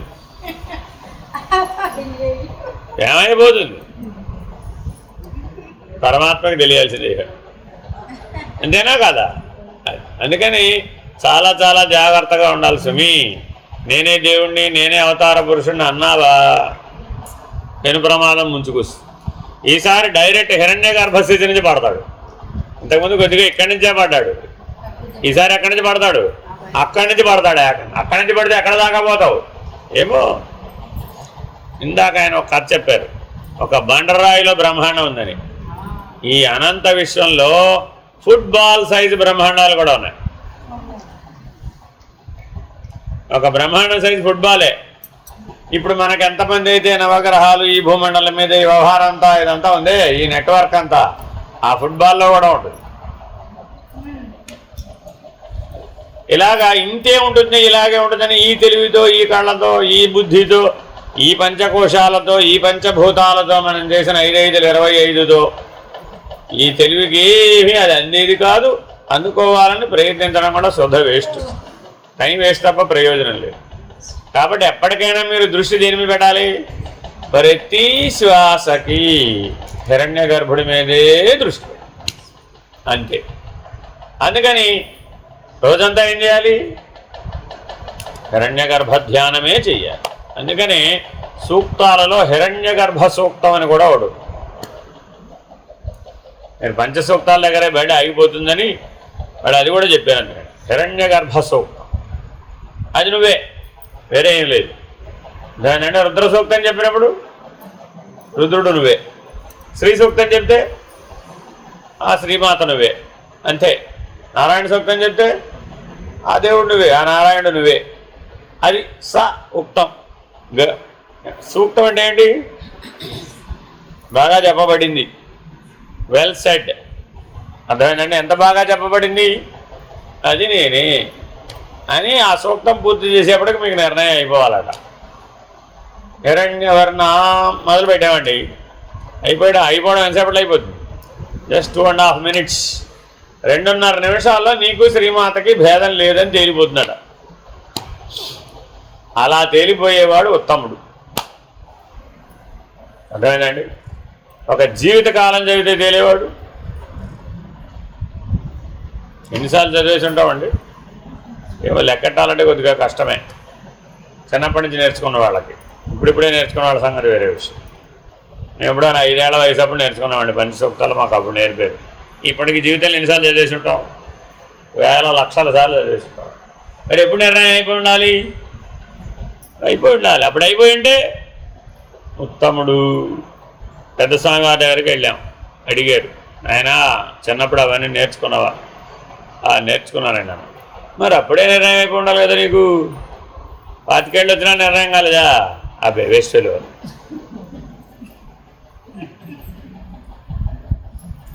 మీ పెద్దలు చిన్నప్పుడే నీకు ఎందుకు నేర్పారు? ఆ దృష్టితో చూడమనే కదా. ఆరుద్రో రుద్రమర్చసేనే కానీ రుద్ర సూక్తం నేర్పింది. మరి అటువంటిప్పుడు నువ్వు దేవుడు కాకపోవడం ఏమిటి? మళ్ళీ నా దగ్గరకు వచ్చి నేను దేవుడు నేనని అడుగుతావు ఏమిటి? అడుగుతున్నావు అంటే అర్థం ఏమిటి? ఇంకా దృష్టి లేదు. మళ్ళీ మా అమ్మ ఎక్కడ ఉంది, నేను ఏమైనా సరే మందార పూలతో పూజ చేయాల్సిందని అంటావేడు, ఎర్రచార కట్టాల్సిందే అంటావేడు. అదేంటంటే హిరణ్యవర్ణ. అబ్బా ఏమైపోయింది అప్పుడు? అంతా నిరుపయోగమే. కాబట్టి మనం ఏదైనా వేద భాగాలు పాఠాలు మనం చదువుతున్నామంటే దాని అర్థాన్ని గ్రహించి అర్థం చూపెట్టే దర్శన స్థితిలో నిలబడమని. అప్పుడు నిలబడితే అంతే, ఫినిష్డ్ అయిపోయింది అక్కడ. అసలు హిరణ్యవర్ణం తర్వాత ఎలా చదవాలో చూడు. ఎందుకని హిరణ్యవర్ణం అంటే అక్కడ హిరణ్య గర్భస్థితి కనబడుతుంది అక్కడ. ఇంకా చదవడం ఎందుకు? మిగిలిందంతా చదవాలంటారా? దేవుడండి దసరాలు 10 రోజులు ఎంత కష్టపడాలో తెలుసా అమ్మవారి దర్శనం కావాలంటే. ఎందుకండి ఎప్పుడు అవసరంలా?